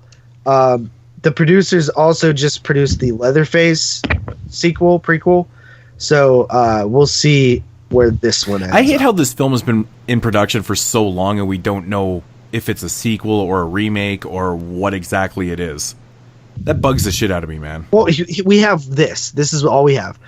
Day of the Dead Bloodline is set in a post-apocalyptic, zombie-filled world where a former med school student is tormented by a dark figure from her past. The only thing, he's half human, half zombie, hell-bent on destroying the world. To me, that sounds awful, and it doesn't sound like anything like a remake of Day of the Dead. So it's not even the same plot. So it sounds like a far-in-the-distance sequel based off... Yeah. The only piece of plot is that it also has to do with a post-apocalyptic zombie-filled world. That's the only thing that got my attention was post-apocalyptic. That was really the only thing. And that is it for the news. Okay. Fucking thing sucks! Alrighty, so getting into Moodz Swingz and the DVD and Blu-ray releases for... What are we doing? November 14th, 2017. First up here, we have... I think we brought this up on the show last week. This is the new Amityville film, The Awakening. We did talk about this last week. It's all right. I liked it. Yeah. It's a lot better than its reputation, than its treatment is warranted. I liked it too. Yeah, it was cool, man. It wasn't bad. It was better than half of them, at least. Okay, so I'm looking at a couple notable things here. I noticed that Jennifer Jason Leigh's in the film, and it's also PG-13. Yep. Yeah. Damn, it's crazy. Well, that's interesting. And it's also from the producer of Split, Get Out, and The Purge, and we love to see that on covers, don't we? Isn't that awesome? Fuck, I hate that shit, man. Is it Blumhouse? Yeah, it must be. It has to be. Yep. That's so weird. Why did that happen? Don't know. Wasn't it? Wait, or was it Weinstein Co. with Blumhouse or something? Weinstein Co. Polar Rights Blumhouse too. It does say Lionsgate. What's up? Is it, Jeremy? Yeah, you see the BH Tilt logo in the beginning. Oh, Blumhouse. Okay, well, new Amityville film. I'll definitely check it out. I usually watch most of the Amityville films. For whatever reason, I don't really know. Next up here from Scream Factory, we got Attack of the Puppet People on Blue Rizzle. Yes, Attack of the Puppet People, very, very cheesy film. Have you seen this one, Don? Yeah, probably 3 or 4 years ago. I don't remember much, though. That sounds about right, really. Yeah. Yeah, it's not one of the best of those 50 sci-fi films, but I can understand the appeal. Yeah, me too. Yeah. From Arrow, we've got the George A. Romero Between Night and Dawn box set, Blu-ray box set, which contains There's Always Vanilla, Season of the Witch, and The Crazies. The Region 1 is just coming out. I'm not sure why. I think we talked about this before, but I actually have the Region 2 one already. I did watch The Crazies, and the transfer looked good. So that's a plus. I have nothing to compare it to because I didn't have the Blue Underground Blu-ray. Let me ask you this. Did you get discs for that from Arrow? I did get... Yeah, I got the screener copies. Because they did not send the full version out to anybody as far as I know. Oh, like all 3 films? I figured they wouldn't because I feel like that name with him dying recently would probably sell him without any press at all. You know what I mean? So exactly. I kind of figured that. I didn't watch those. Like I said, I got my Region 2 box set in from Arrow, and so I watched it like that. But that makes sense. They usually don't, though. You know, when they put out a box set, like I'll get like 1 or 2 of the 3 films. I think Arrow the screeners seem to come like that anyways. I don't know. But yeah, like I said, it does look good. Got to support it, man. George A. Romero, rest in peace. Awesome box set. Get it while it's still here and available, because you know it's going out of print sooner than later. Also from Arrow, we have the Hellraiser Steelbook dropping Region 1. Says here on Amazon it is $26.71 for it. Damn. That's crazy, man. Not gonna lie, don't like the artwork. You guys... Yeah, it's just like him in the shadows, right? With like his head down or some shit like that. Doesn't that look Arrow is known for putting out atrocious artwork, so... I mean, the Driller Killer Steelbook's pretty dope. Yeah, but it's also the original cover, though, too, right? I know. I think that's cool. Yeah. This one right here, honestly, the front cover looks like it should be the back cover. Right? That should be the back. It's kind of strange. I don't know. I mean, honestly, I've said many times on this show that I'm not a steelbook collector. It doesn't interest me whatsoever. I have the other box sets, so fuck the steelbooks. But if you're interested, pay your $26.71. Support some Arrow, right? Next up, from one of my favorite companies and JP's favorite company also, and Kino, with Night Kill. This one I actually know nothing about. I've never seen this one, but it does have Robert Mitchum in it, so that's pretty damn cool. You know anything about this one, Don? No, I can't say I have. Yeah, man, I love the artwork on this, so it looks fucking sexy. It's pretty awesome shit. And pretty much one of my most anticipated releases of the year, Volume 1. Volume 1 is, I mean, it's still sitting in my number 1 spot. Of all the cool releases that come out this year, Phantasm, Arrow box set, tons of cool Arrow releases among releases and shit. Paul Naschy Collection 1 is still sitting at the top. But now we got Paul Naschy Collection Volume 2. What would make... Why Paul Naschy box set over the Phantasm set. Oh, dude, it's just I've been waiting for a couple of those films to come out for so long, and I mean, I can watch the Phantasm films anytime. I mean, if we're looking at like straight, appeal in the sets themselves, the box set, the Arrow set with the figure and stuff like that, it's cool. Versus the Scream Factory, which is your standard kind of 4-disc set kind of thing. The packaging in the Arrow one murders it, but it's the films themselves. I've been waiting for those forever. It is. I get excited. I mean, Phantasm is for me. Like, I was waiting for those movies to come on Blu-ray since I got a damn Blu-ray player. So that one probably is my favorite set of the year, but I don't know. You didn't grab the Arrow one, did you? No, I'm talking about the Well Go. Oh, the Wow Go, yeah. The Wild Go? The Well Go. Dumbass. But whatever. I got the Arrow one. It's all good, man. I it's a nice set, man. I mean, I can't just I can't say anything bad about it, but it's just when you have a lot of movies, man, and shit that's getting released for like the first time, it's a big fucking deal, right? That's the way I look at it. So Paul Naschy's Collections Volume 2, super stoked, man. It's gonna be totally awesome, man. Been waiting for the Werewolf and the Yeti. It's one of the last video nasties that I need from Section 1 and 2 list. So that enough right there has got my penis extremely hard. Not gonna lie. And same here. Yeah, same here, man. That's one of the few I've in my holes. Mm-hmm. My collection, yeah. I haven't seen that one yet, and I'm dying to see that. Yep. Yeah. It's just another one off. I need 3 more, which all 3 of the films that I need from those video nasties lists don't even have releases. So hopefully one day. I mean, I always thought that even this film wouldn't come out. Forever. I was like, when the fuck is that shit gonna come out? Not coming. It did. Bless the gods over at Scream Factory. Release of the week, hands down, we gotta go with Romero. Yeah, man. Upon kind of thinking about this, and I'm like, what the fuck do I do here? Paul Naschy Collection, which is fantastic stuff, versus the George A. Romero. I mean, both are expensive sets. I mean, you're not going to be, getting these things for super cheap. I guess it all depends on how you look at this. But it's my choice. I'm going to go with the Paul Naschy Collection Volume 2. For the reasons I stated before. We're getting some films for the very first time on Blu-ray here. At a pretty reasonable price, too.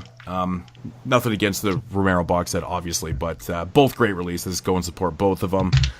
And how would you guys gone this week? Romero. Well, obviously. Yeah. I would have been with you. I would have taken the Scream Factory. You know what? It's so nice to have somebody side with me for once. Oh, You're evening up shit here, man. This is awesome. Jeremy sided with you last week, dude. No, I... About what? To be fair. The deep red. Oh, yeah, deep red. Yeah. Fucker. Makes sense. But yeah, man, I mean, see, he only notices when it's him versus us, but never notices when it's y'all versus me. And he doesn't notice that it has too much blurriness, Oh my god. Oh, Jesus Christ. Anyways, those are the DVD and Blu-ray releases for November 14, 2017. Yes. Now it's time for everybody to take their regular nap. Jeremy, go ahead. With Dead Mail. Let's get into it. You've got mail. Fucking asshole. You could go join Jerry the faggot. Okay. Jeez, with the faggot tonight. Wow. Man, our show's like going to get banned. One. No, it's my third one. Fangoria number 172 from Jeremy had a beer tonight, guys, and he thinks he's hard all of a sudden. Holy Christ, I didn't even think about that. He had a pretty high volumed IPA here, and now he has to read a bunch. Holy shit. This should be pure comedic genius here.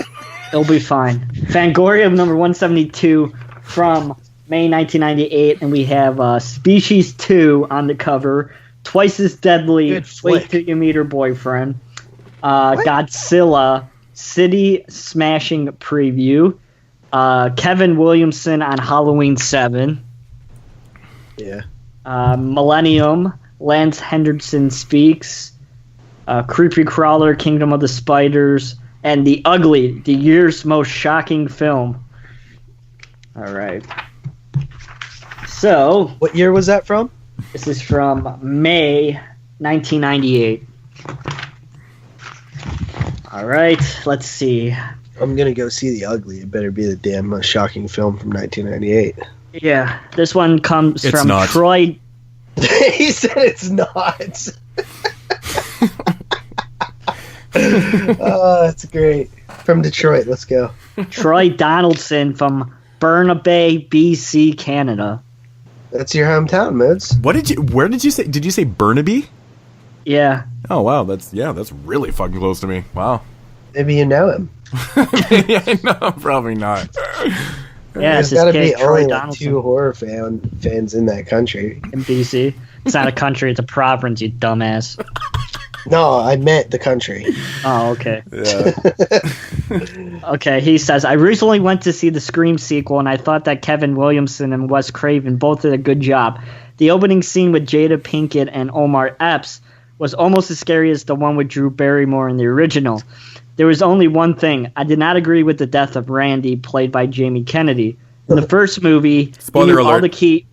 In the first movie, he knew all the key elements necessary to survive a horror movie, even if he didn't know much about surviving sequels. He played a major role in these movies, and I was hoping he'd be around for the third film. Also, at the movie's end, when the credits roll and the camera is backing away from the college, I thought I saw an image in the window.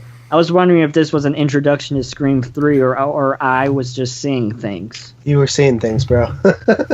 It was adding to the cliche, man. Of course he had to die in the fucking sequel, man. It was set up like that. Listen, I love Scream, okay? I'm as into Scream as the next guy. Oh, sorry. Greatest horror film of 1996 by far. And it is a fantastic movie. However, I never understood the love for Scream 2. Now, I like Scream 2. I like Scream 2 a lot. But to me, when people talk about Scream 2 and they're saying that it's like up there with Scream 1 and all this shit, I'm like, I don't know how. Like, I've never thought it was anything better than just a good Scream film.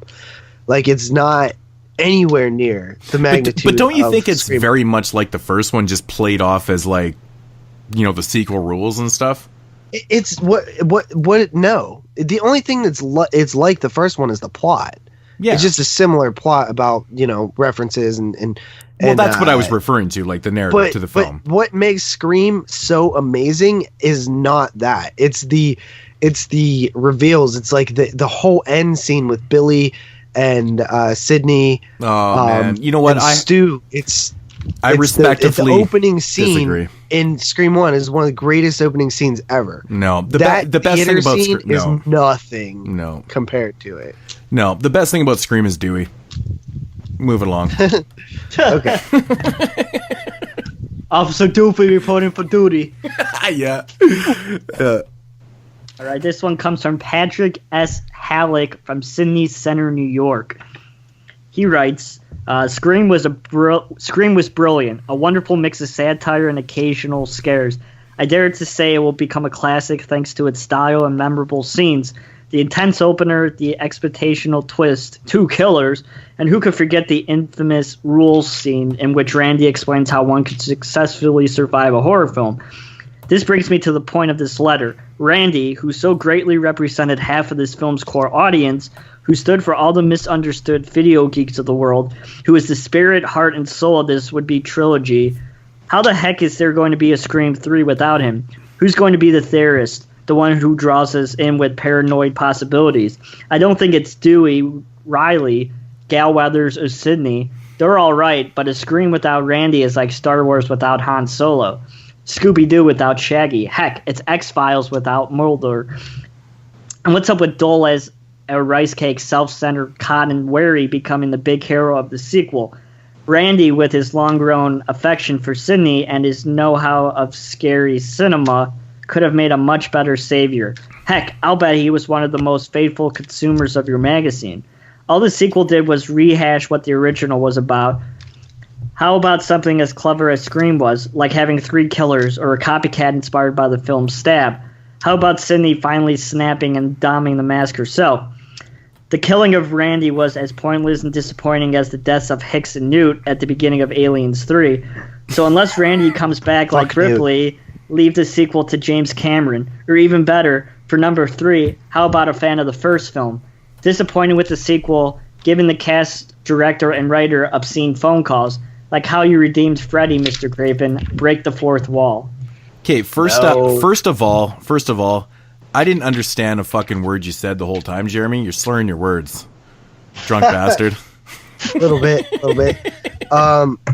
No. So I think that it is fine to kill off characters. Nobody should be immune from being killed off. However, I mean, I like Randy. He's probably my favorite character. He's awesome. He represents us. So it would be cool if he were in the film, and he was in Scream 3, kind of. But I think that when you say, not to kill off a character, I think it's such a bad look. You know what I mean? It's like I want to think that character could die because, it makes you feel like that they can actually fucking die and that you can, there's suspense to that. I don't know. I don't really agree with that dude's letter too much, honestly. Mm-hmm. All right. Sean Provost from Kitchener, Canada. Kitchener, Ontario. Woohoo! Representing tonight, man. Damn. He writes, ever since Aliens came out on video, I wanted to see an alien film in the theater, and I just witnessed The Resurrection. What a comeback. Josh Weldon and Jean-Pierre Junot. These films have always brought great expectations, and Resurrection was terrific, to say the least. I have to congratulate these guys for the ideas and intensity of Alien Resurrection. What I really enjoyed and felt to be respectable was that Aliens 3's story was not ignored. Ripley's, as well as the aliens' personalities, are by far the most versatile and interesting in the series.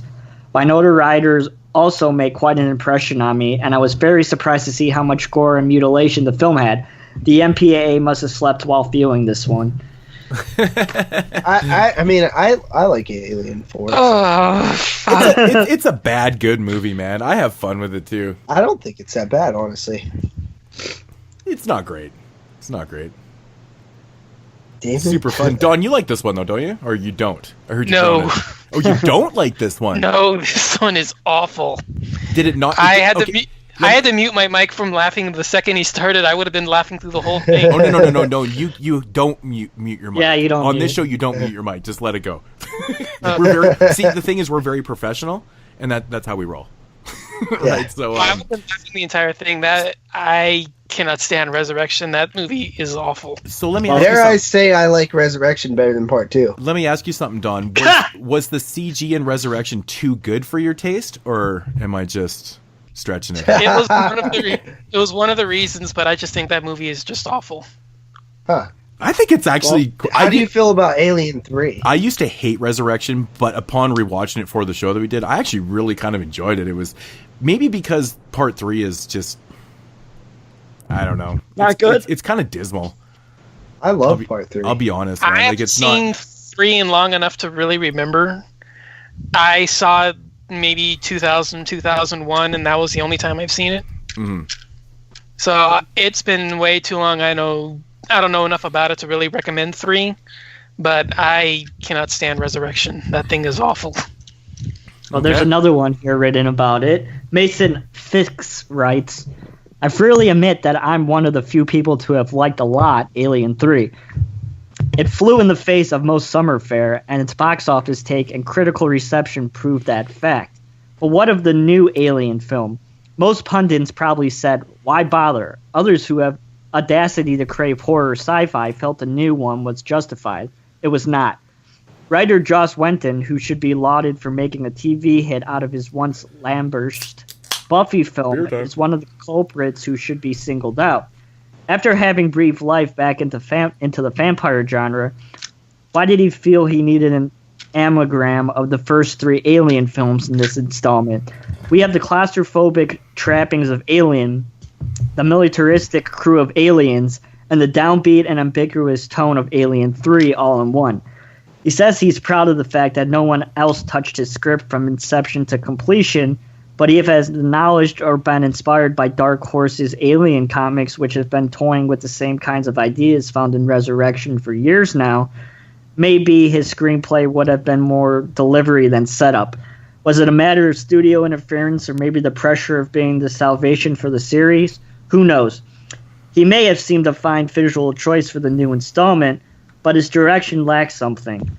The interesting promise of the opening sequence, the off-kilter performance by Sigourney Weaver, and his lovely set design and improved streamlined aliens were waylaid by the all-too-familiar supporting characters, the shifts in tone and gaps in logic, and probably one of the worst creations that Tom Woodruff Jr. and Alec Gurlis will ever lay claim to.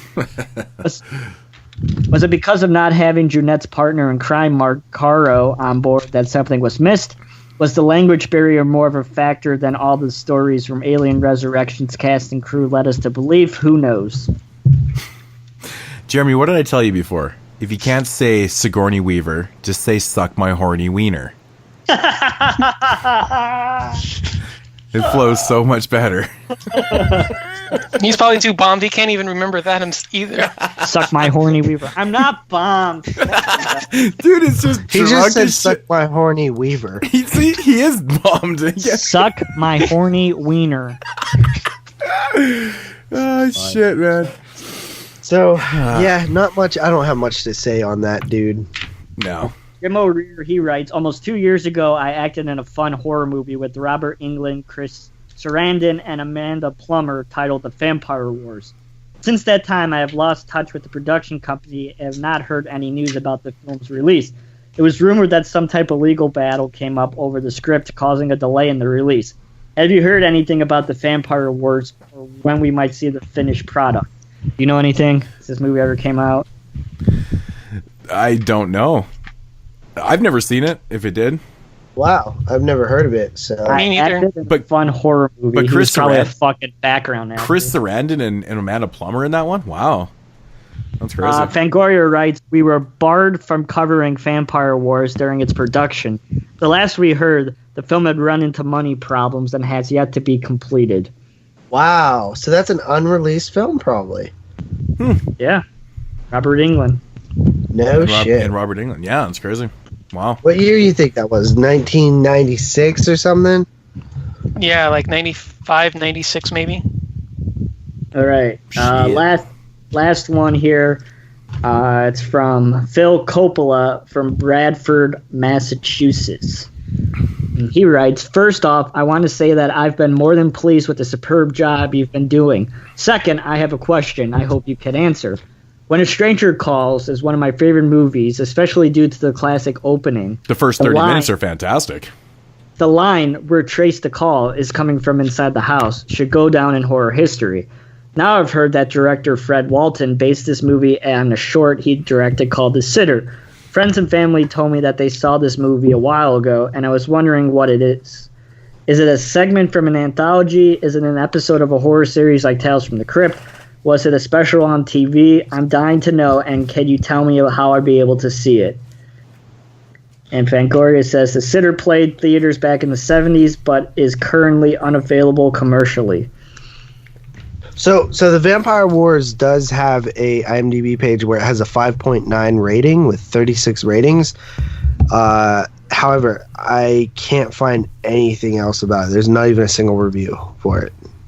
Interesting. I wonder if it ever had a media release.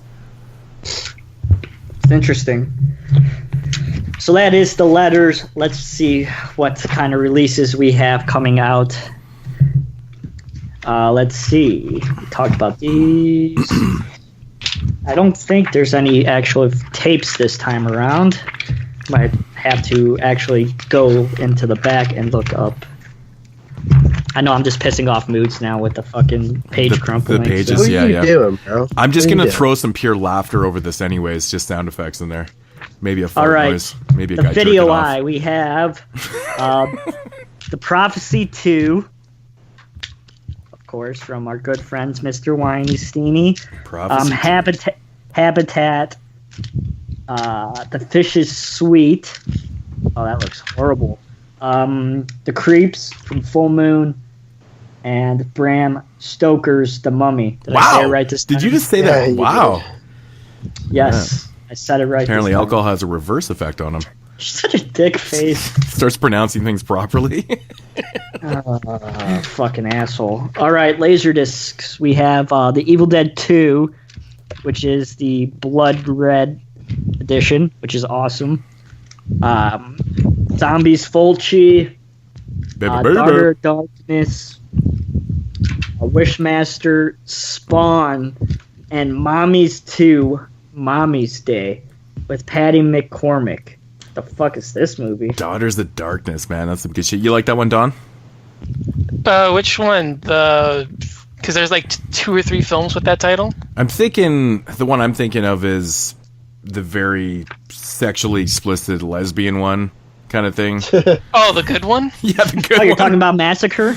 Yeah. No, it must be the good one then. Yeah.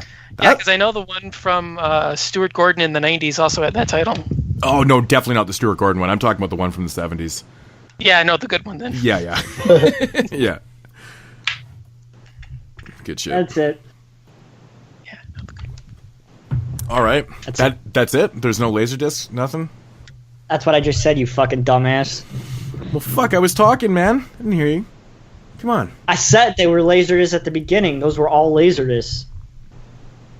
Again, I wasn't listening. No, it's okay, Jeremy. I know. I heard you. Yeah. Fuck you. Sorry, man. I was looking at porn. All right, so that's going to do it for Dead Mail and Sorry, I didn't know that fucking girls blowing dogs is a higher priority than the show. Of course it is. that goes without saying, right? All right. Was this the one with Jerry? I think Jerry's in one of those. Oh, man. The tally. I wish I could just keep a tally on this binging every time you bring him up. Or rip on him. Good shit. Making us watch the Hip Hop Witch, so... The Hip Hop Witch. Get it right. The Hip Hop Witch. Yeah.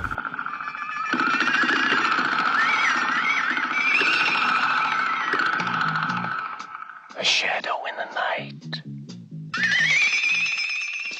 Footsteps on the stairs. The sound of death.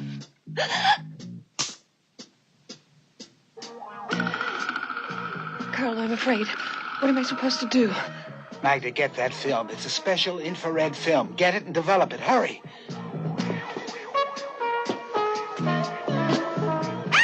Oh, yeah, the time has come for some featured reviews.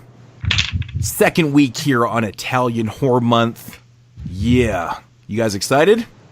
2 in the pink and 1 in the stink. Oh, yeah. There you go, not man. overly excited. That's what these movies are. There's 2 in the pink and 1 in the stink. There you go, What are man. you talking about? We're ready to shock these motherfuckers, man. You know? All right. I mean, there's a reference at the end of one of those movies that has that, and then for real, 2 of these movies are in the pink and 1's in the stink. Well, it's not. Is the pink good? He's more. Yeah. Okay, we'll get to that in a minute. But all right. So for week 2 here, director Andrea Bianchi.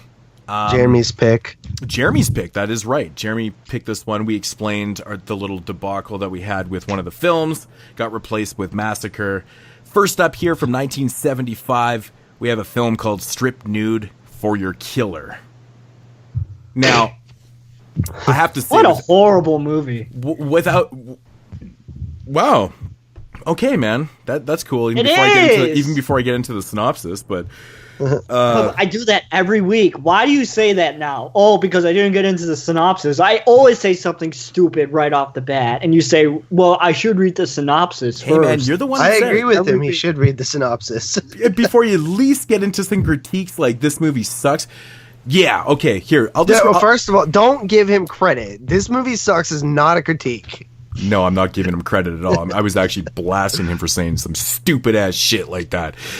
Okay, I'm gonna do the short of this because this whole IMDb synopsis is way too fucking long and wordy and shit, so here we go.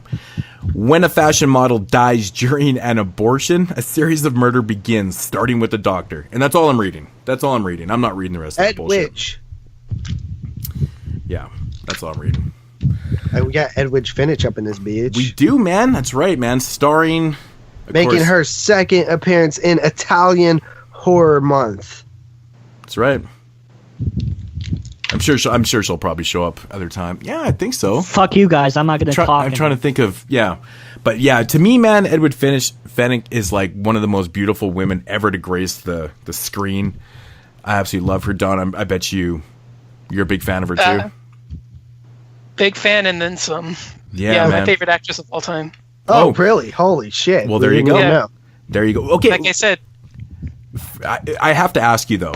You know, I'm such a big fan of her too, man. I think she's fantastic and everything. But what do you think of her appeal in this film with the short hair? See, me personally, I'm not a big fan of short hair on girls. No, me neither. I like more of a feminine look. I like her longer. Yeah, so that's kind of the one downfall to having her in this film with that hairstyle. It's like, man, dude. I think her best look is in the shorter hair, but not as short, in Your Vice. Yeah, it's okay. I personally like the longer look that she has in most of her films, really. But, Strange Vice for me. Strange Vice.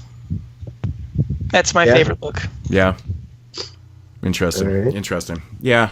Yeah, she's gorgeous in that one, too. But I mean, at least one good thing about her doesn't change is her fantastic tits and that face. And I mean, her face is just alluring. You know what I mean? I think that's what it is.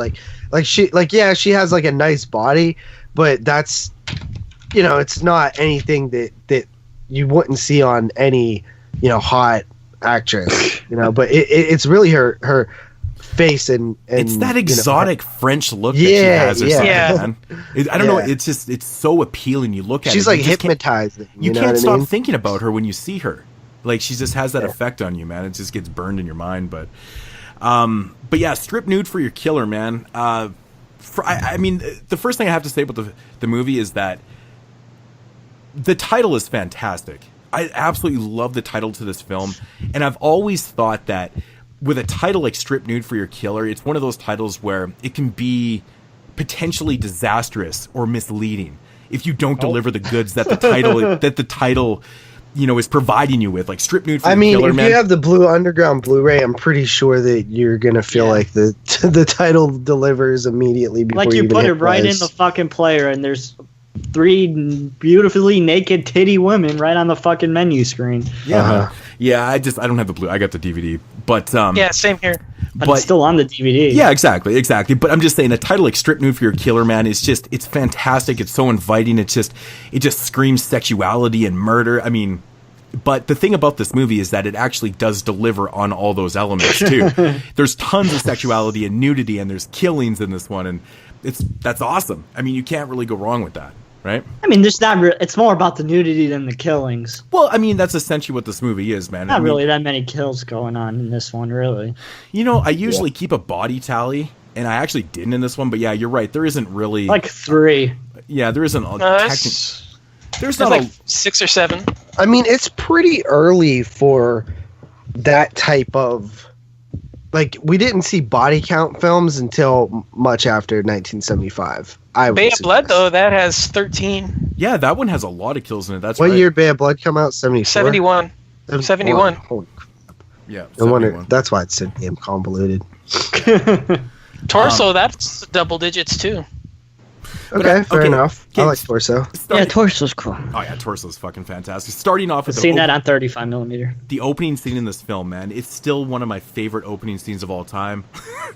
I mean, the credits are rolling, and you basically get this girl that's got her legs up in this doctor chair, and she's getting an abortion. Like, dude's digging in there, and you get to see like her muff, like the top of her muff and shit.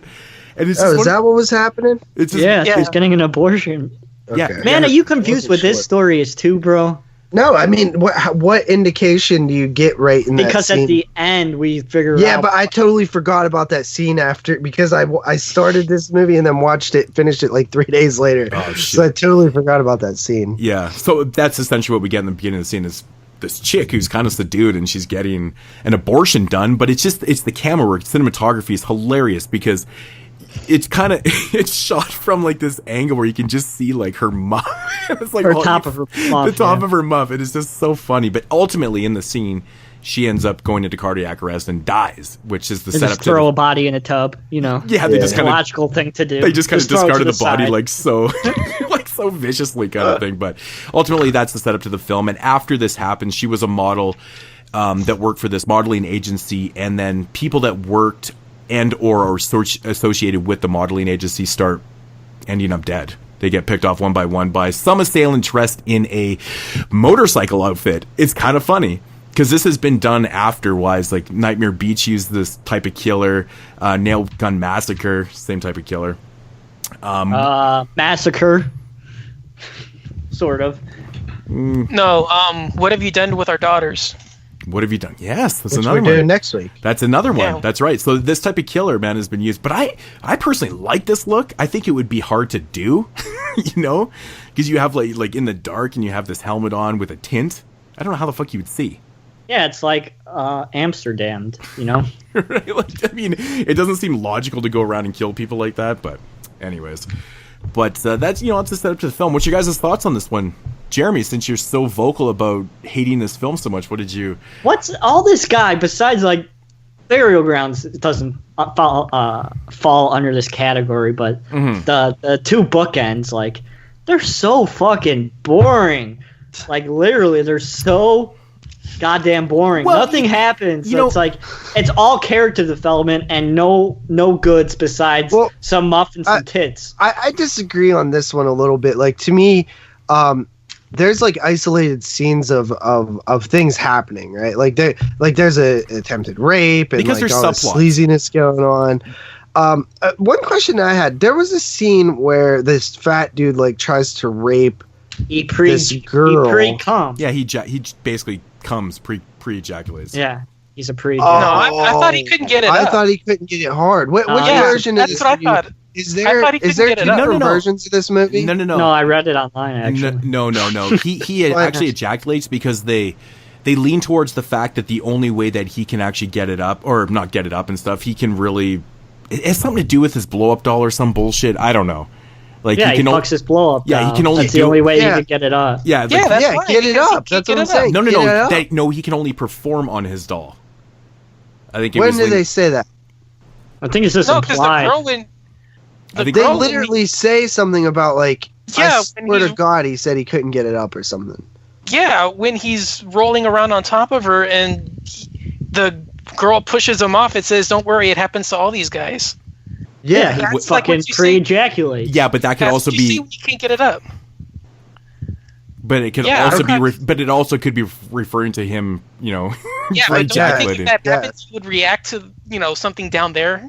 Yeah, would've it felt it didn't look like he like ejaculated. He didn't Yeah, have that it's- like. he never On You know this what I show, mean? we don't say down there. We say dick.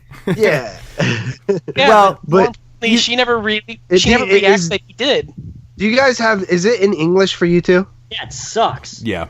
It's Yeah. a horrible Okay, fucking just making job. sure that everybody has the same version. Yeah. I was like, because Can we- sometimes when you have different versions, like dialogues change. But okay, so all right, okay. I was about to say that would make no sense if he couldn't have sex, but he had a wife. But why did she allow him to have sex with her after he was like trying to rape her, and she's like, hell no, and then all of a sudden she's like, okay. There's no explanation for it. She like kind of just gives into it. Like she almost like feels bad for him or something. It's really That's strange. pretty messed up.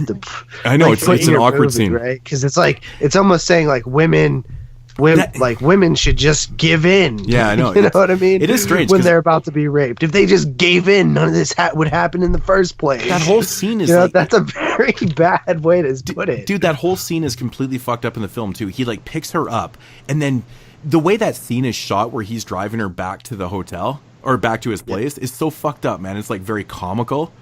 You know, like he's driving like a maniac and shit. Hold And he's making like ridiculous Oh, dude, I comments. totally forgot about that. That was so.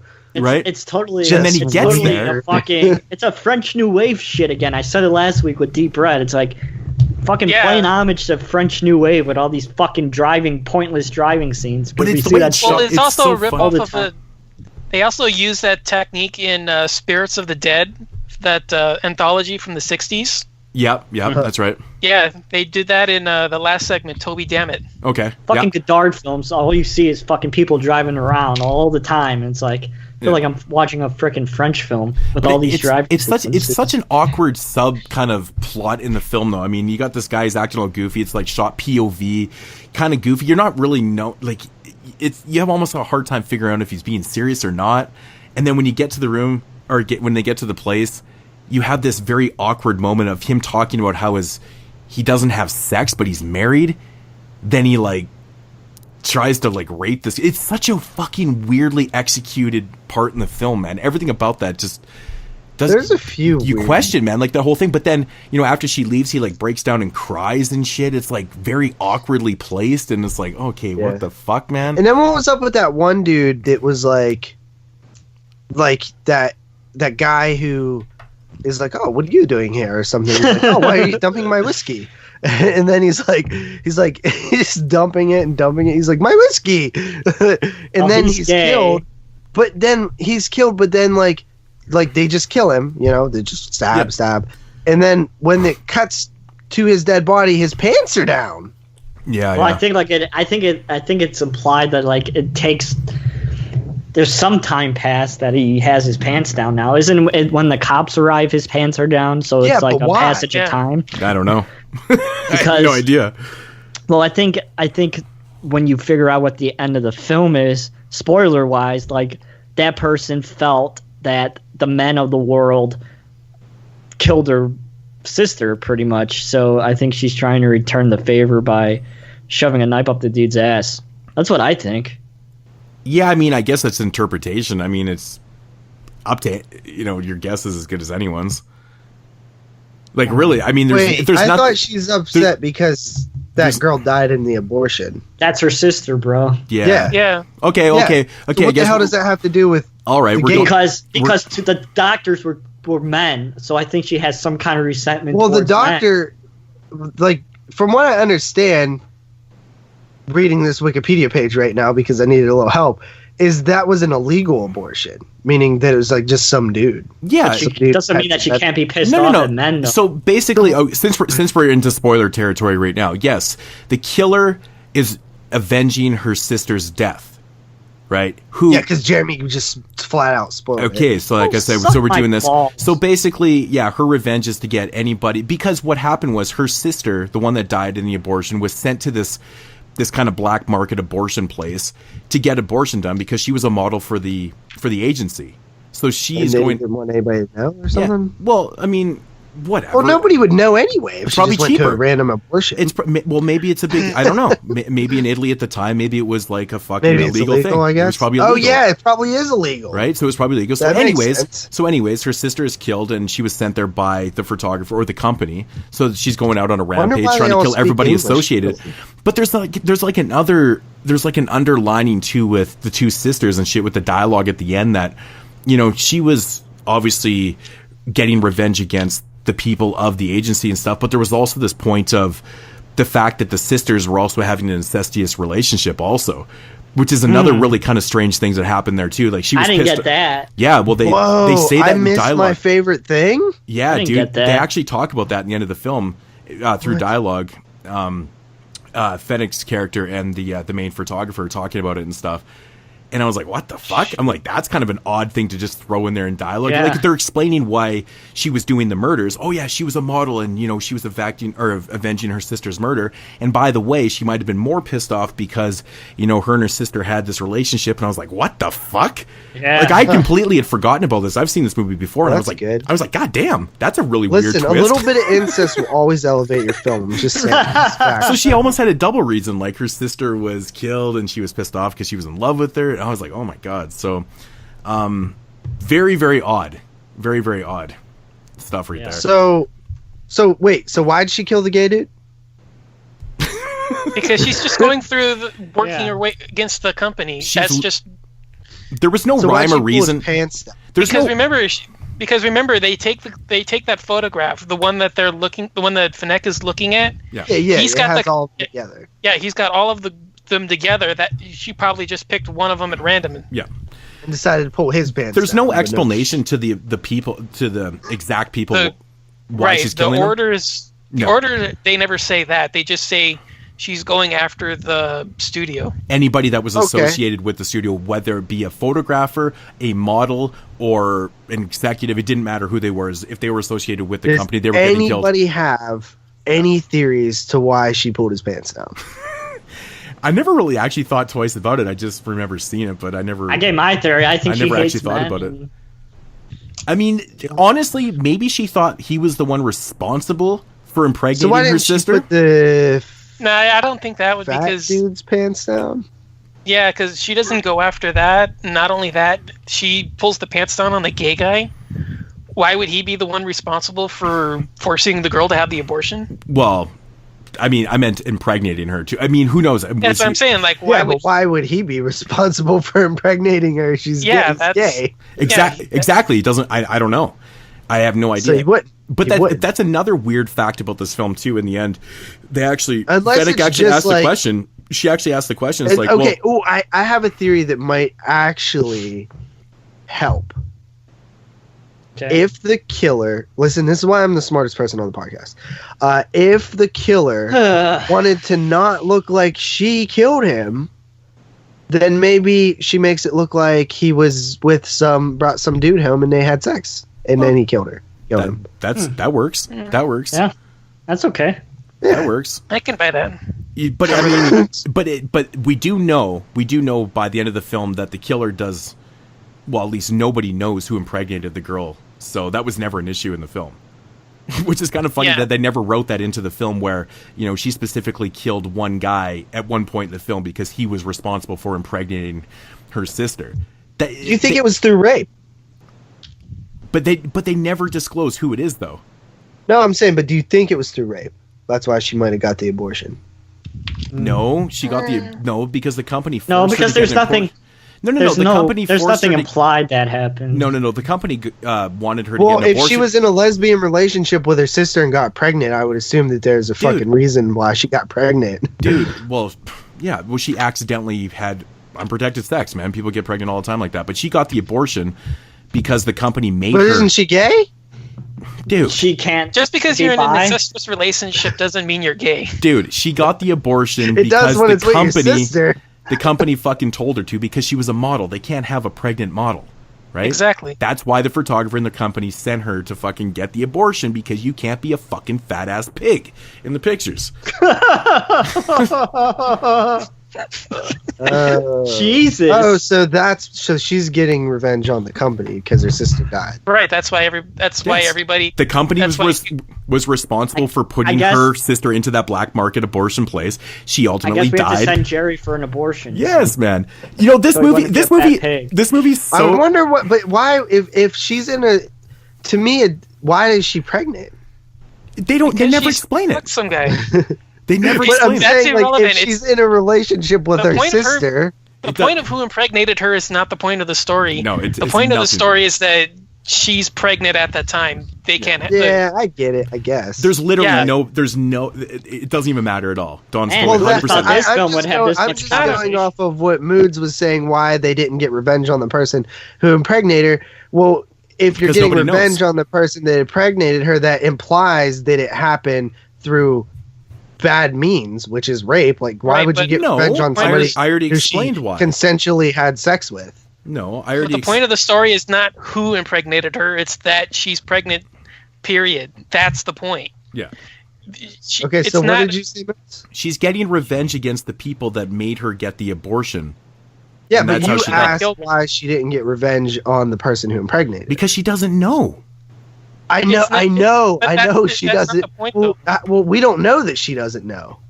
Well, yeah, but it's never even revealed in the movie, so that's what I'm saying. That's what I'm saying. That we don't know who impregnated her, so it would make no sense for us to know unless it was non-consensual, in which she got revenge on him. You're digging way too deep into this shit. Dude, she's not going after anybody specifically for any... It's about the whole company. That's why all these random people die. Dude, listen, I know. I'm responding to something you said.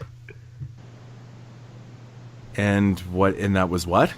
You asked you said, I wonder why she didn't go after revenge on why they didn't make us a scene or something where the person who got her pregnant got killed or something. Dude, I said they never disclose that information. That's what I said. I know, but you said it would have. I understand that they don't disclose it. But the point is that it's not about who impregnated her. It's that she's pregnant in the first place. Yes. No, exactly. I understand that, guys. You're not. I'm saying you're going. I know, but you're going on a tangent about an issue that's unimportant in the story. They're not. It's not about the killer going after the person responsible for impregnating her sister. It's the fact that she was pregnant to begin with. Yes. I got all that. I was responding saying that, well, she wouldn't go after somebody that might not have been a negative thing, right? Like, the only reason she would go after somebody, I'm saying if it was in the film, the only reason she would go after somebody is that it was non-consensual. Like, what reason, if you're saying that it's cool that, that this girl probably just had sex with somebody, well, there would be no reason to have that person in the movie. But just because she's pregnant doesn't mean that the act was consensual. I'm just saying. That's what I'm saying. She could have just gotten pregnant by, getting drunk and sleeping with the guy. Yeah, that's what I'm saying. That was my point.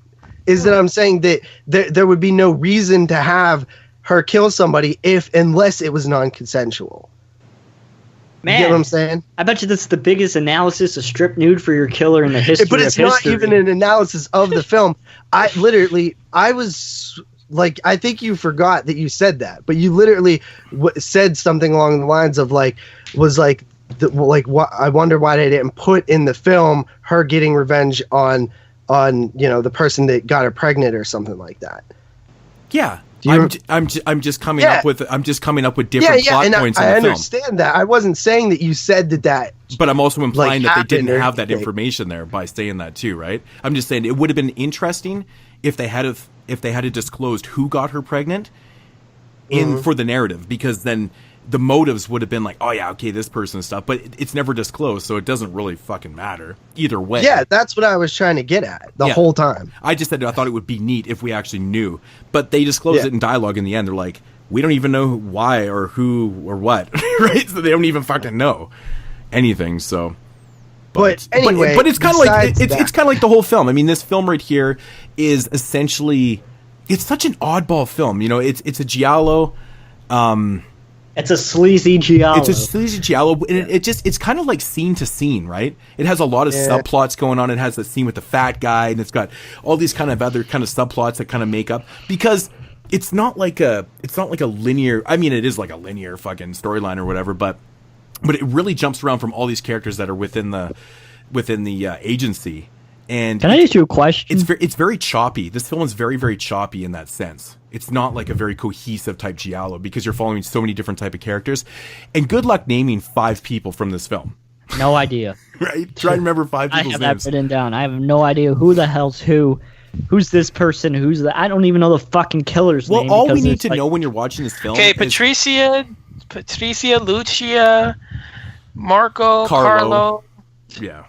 I mean, how the fuck am I supposed to remember that? Don, we can probably we can do that because we watch these films all the time, so we can remember these stupid names. I think Don wrote down the names is what happened. He's reading them off. He's reading them off IMDb right now. No. So I think that I don't know. I thought the investigation narrative was a little weak in this one for what you usually get in giallos. Yeah, there wasn't much of one. Yeah, like there was a couple questionings, like where the police came in and was like, "Well, was he gay or something?" This film, oddly enough, this film feels more like a proto slasher than a straight up giallo. Right? Yeah, kind of. You know what kind of vibe I was getting from this film a little bit is the toolbox murders. Really? A little bit. Wow. Just with its level of sleaze and stuff, I guess the sleazy aspect for sure. Yeah, I mean, this one never is relentless in the sleaze, man. Just relentless. Is she getting fucked in the ass at the end? Dude, yeah, that's the joke. That was why. Why did that happen? Dude, because it's just making sure. Me and Carly were watching that, and she's like, "What kind of?"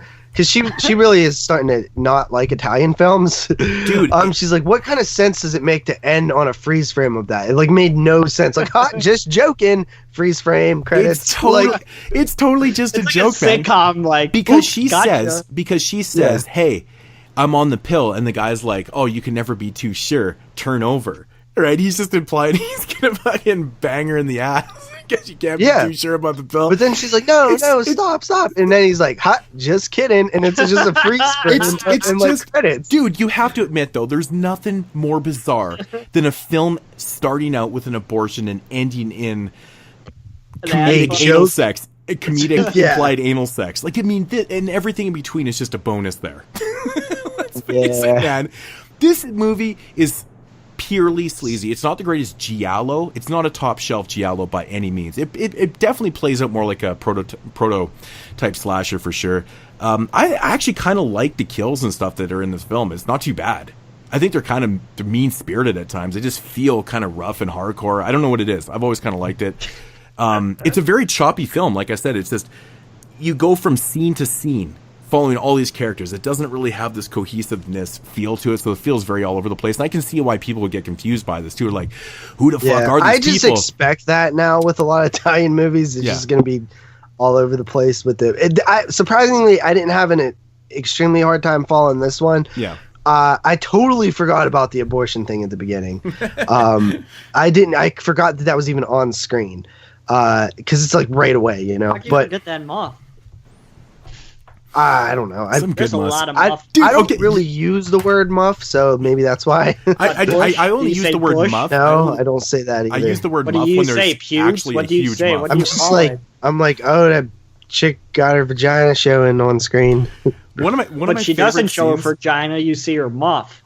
Her vagina? Virgina? Did you say virgina? In this guy, what English? Seriously? Seriously, I mean, I don't expect you know what muff is? Vagina. So one of my you know what muff is? What? You know what muff is? Yeah, it's the hair.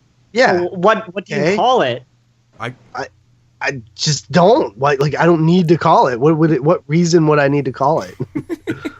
One of my favorite scenes in this film is when fucking that one chick at the beginning of the film walks by Carlo, and I don't know where. I think they're at the pool. Yeah, they're at the pool there, and he just like gets up from his buddies, hanging out with his buddies, grabs his camera, and just starts fucking taking pictures of her. What kind of chick just lets you take pictures of you? I'm pretty sure the camera isn't even working. I know, but she doesn't realize that until after. But like, what the fuck? Like, who does that? He just gets up, starts snapping pictures, and she's like, "Oh yeah." And all of a sudden they're in the sun, and then then she realizes, "Why isn't your camera clicking?" Because I wanna fuck. Dude, I wish I could. All right, let's get into ratings. Picking up chicks like that, it's fucking amazing, man. JP's got to get to the fights. Well, no, we got Don. Don, your analysis on the film here. What are your thoughts? What are your thoughts on this one, man? Final thoughts and ratings. Oh, I utterly love this. This is one of my favorites. The sleaziness on this one just is a fun time for me. I utterly love these kinds of films. I do agree the plot could use some work. This isn't the strongest giallo. No.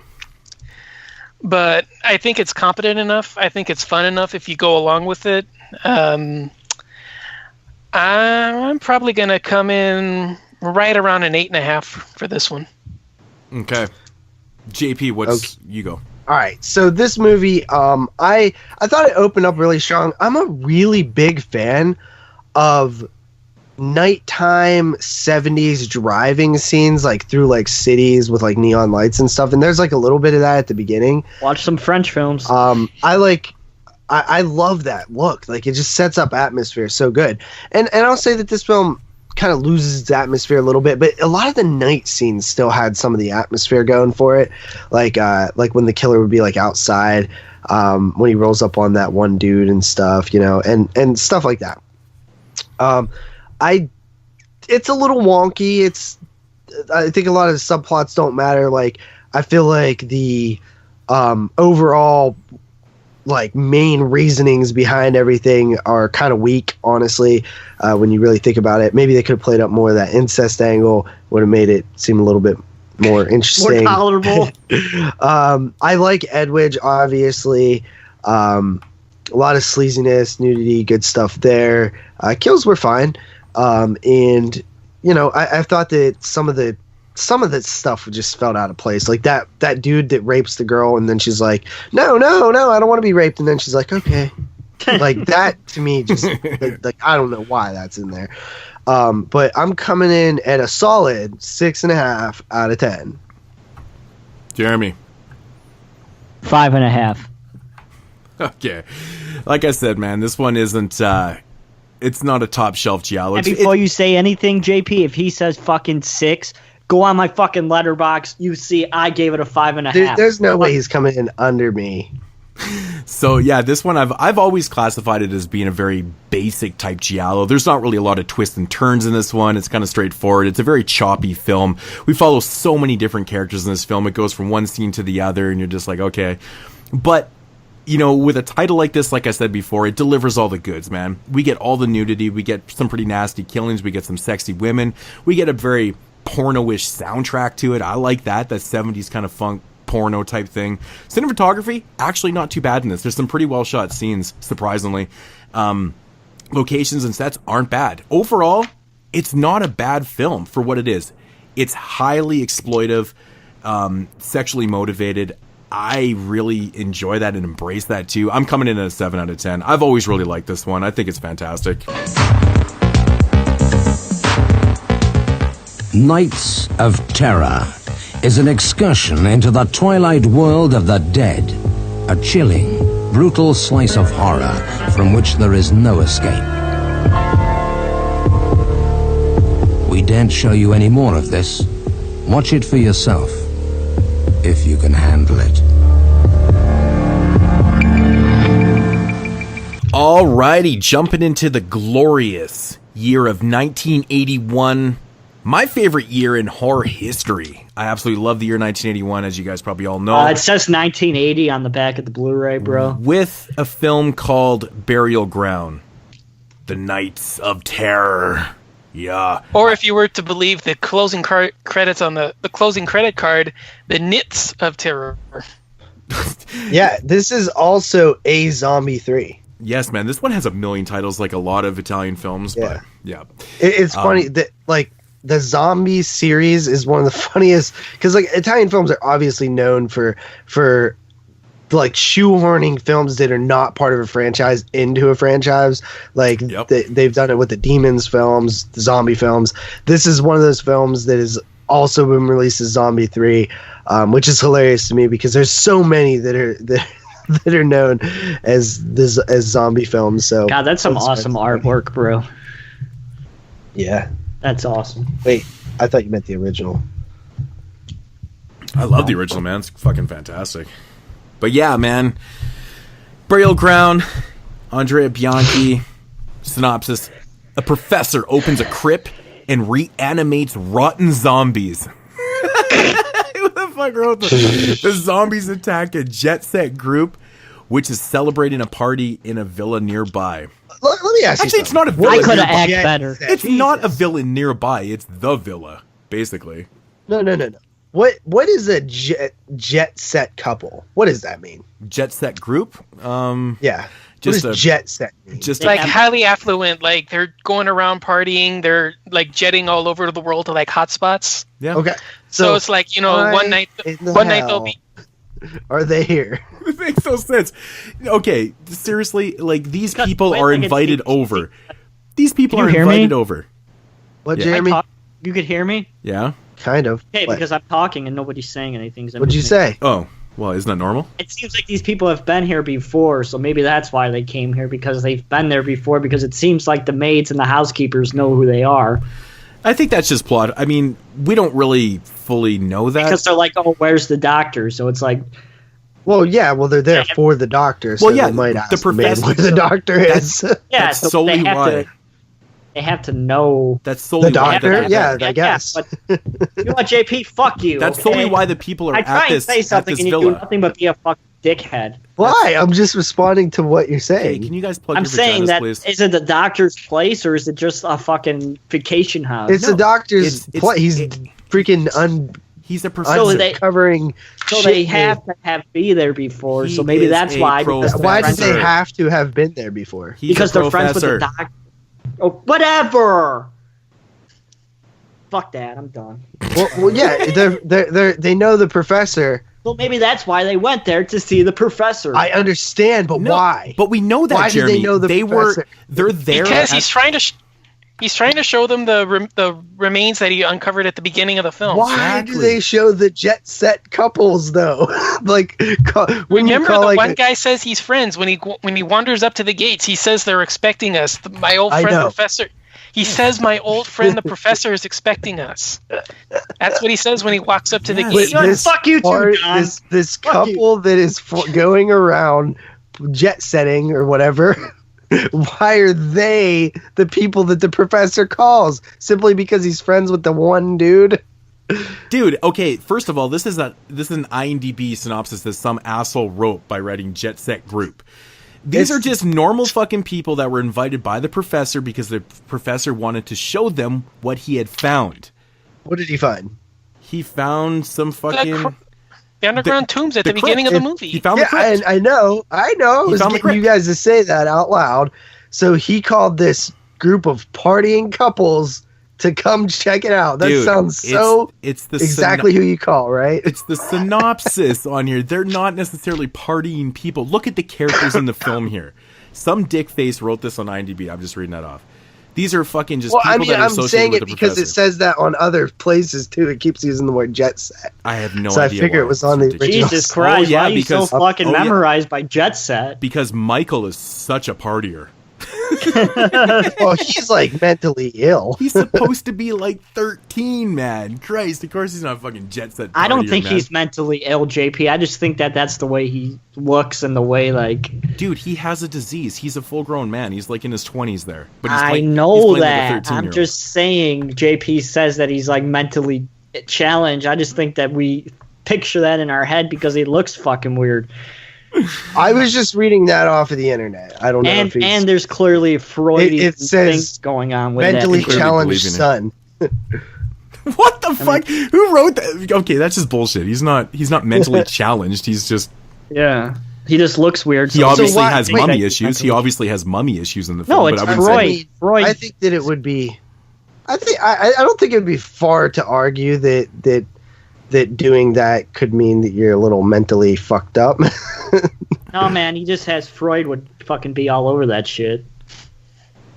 He's got mummy issues, man. He's too close to his mum is essentially what it is. You gotta admit that these mommy's gonna steal his penis, you know? That's these characters do it's not... true, that's what Freud thinks. What? That the mommy's gonna steal the penis, or is it the dad that's gonna steal the penis? Something about that when you're young and an adolescent, you're attracted to your mom because they're afraid that your dad's going to take away his penis. So the adolescents always around. I never thought my dad was going to steal my penis away. Like, what the fuck? Is this what Freud fucking... I'll find it. Just no. I know exactly what you're talking about, man. I took philosophy. Okay. That's fucking... So you got to admit, though, the characters that are here... I never believed that shit, though. ...seem a little... odd in terms of who you might call when you find a awesome discovery when you're a professor. Considering they don't seem like scientists or any type of like professionals at all. It could also be that they're just using the house for a party and he's going to be off on the other side of the house. I think they're just friends of the professor, though. I think they're just legitimately just friends of the professor. So he's like, well, I got to share my secret with my friends who may be into partying, which I don't really get that impression anyways. Castration anxiety. The theory is that a child has a fear of damage being done to their genitalia by the parent of the same sex as punishment for sexual feelings towards the parent of the opposite sex. It has been theorized that castration anxiety begins between the ages of 3 and 5, otherwise known as the phallic stage of development, according to Freud. So how does this... Yeah, I guess I was never close to that. How does that... how does that correlate with what happens in this movie? It's not at all what you just said. That's saying that you have the fear of having sexual feelings towards your mother because your father might castrate you. When in the movie, this kid has sexual feelings. I think they also act on it too. It's the fear that the father's going to castrate. Yes, so you fear having sexual feelings towards your mother. That's what you just said. No, not fearing. It's just like, okay. That's what you said, though. Yes, but I actually understand where Jeremy's coming from with this, but I'm just trying to fucking add something different to the conversation. Exactly. I get it. I'm saying that it's different. Every time I say something, I'm always wrong. It's good, but it's just different. That's a different scenario. But honestly, JP, like this is, I mean, the way Jeremy's looking at it, it's pretty evident though.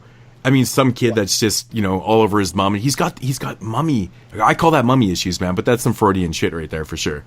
He's acting upon his attraction to his mom. They just took it one step further in the film. They actually kind of showcased it a little bit. I mean, I don't really know much about Freudian stuff, but I'm just saying what he read is different from what's happening in the movie. There's more to it than that, though. If any time you have sexual feelings towards your mother, it means that it's Freudian. I don't know. I don't know what that is. It's really a Freudian theory. I mean, it just relates back to the Freudian theories of that. I never really truly believed it because I personally never had feelings for my mom.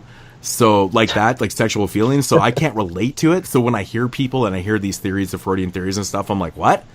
Like people wanted to have sex with their mom or had sexual thoughts towards their mom. I'm like, that's fucked up. I mean, listen, I'm not opposed to having incest in movies. Trust me.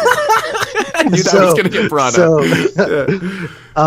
Whether it's Freudian or not, I like it. I think it's funny. And I think it's hilarious in this movie particularly. Oh yeah, it's totally funny. Especially because this kid is so damn annoying and weird and just creepy. Like the moment I seen him, I was like, "That's not a kid." I was like, "He got y'all fucking fooled." Yeah, he's actually. I don't know, Don. Do you know how old he was? He was in his 20s, though, right? Is this? Yeah, he was 25 when they filmed it. 25, yeah. But he's only been in like 4 movies. But he's like. I think he just gained the cult following from this movie. I was like, is John Franklin in this movie? What's going on here? And I cannot help when I look at Michael how funny his pants are. They're the funny. Dude, he's a funny looking dude. Dude, the fucking pants are pulled up to like his tits, man. It's so funny how high they are. It just kills me when I'm watching. Dad, just the acting from everybody in this movie is fucking atrociously bad. Well, it's like over the top. It's hard to judge that though because the dubbing is a little bit off, and the ADR is not the greatest. I watched the dubbing. I watched the fucking. Oh, did you? Well, it's shot in English. It's shot in English. The film was shot in English. Yeah, and so here's the thing, right? Well, wait, the film's shot in English? They're speaking English when they're acting, yeah. Are you sure? Yes. I don't think so, man. Yeah, I don't think they are, dude. Yeah, I think they're just using the traditional Italian method during that time. They just filmed it silent and then just post-dubbed everything. Well, no. I know. I'm 100% familiar with the, Italians shooting their films without sound. But if you I watch a shitload of Italian films. If you watch Ellipse, man, they're fucking speaking English in this. Like I felt like they were speaking Italian. Yeah, honestly. me too. Really? Yeah. But that's just me. Maybe they were speaking English, but either way, I didn't have a problem with it. I thought it was like a little bit cheesy. Obviously, this is not right away that this is not going to be a well acted movie. You actually, in terms of plot, there is very, very little. There's barely any at all. There's no plot at all. For a subplot is you get a incestuous relationship kind of. But that's what I love about this movie, man. Bianchi didn't fuck around with this, man. He basically made kind of a shout out film to Fulci. This was this was his zombie film. I mean, obviously, with the zombies rising out of the ground, there's a scene where 100%, with the fucking, we even rips off the ice. Yeah, he even rips off the one scene. Yeah. He grabs the girl out in the hallway. This is Bianchi given, it's kind of a love letter to Fulci in a sense, but.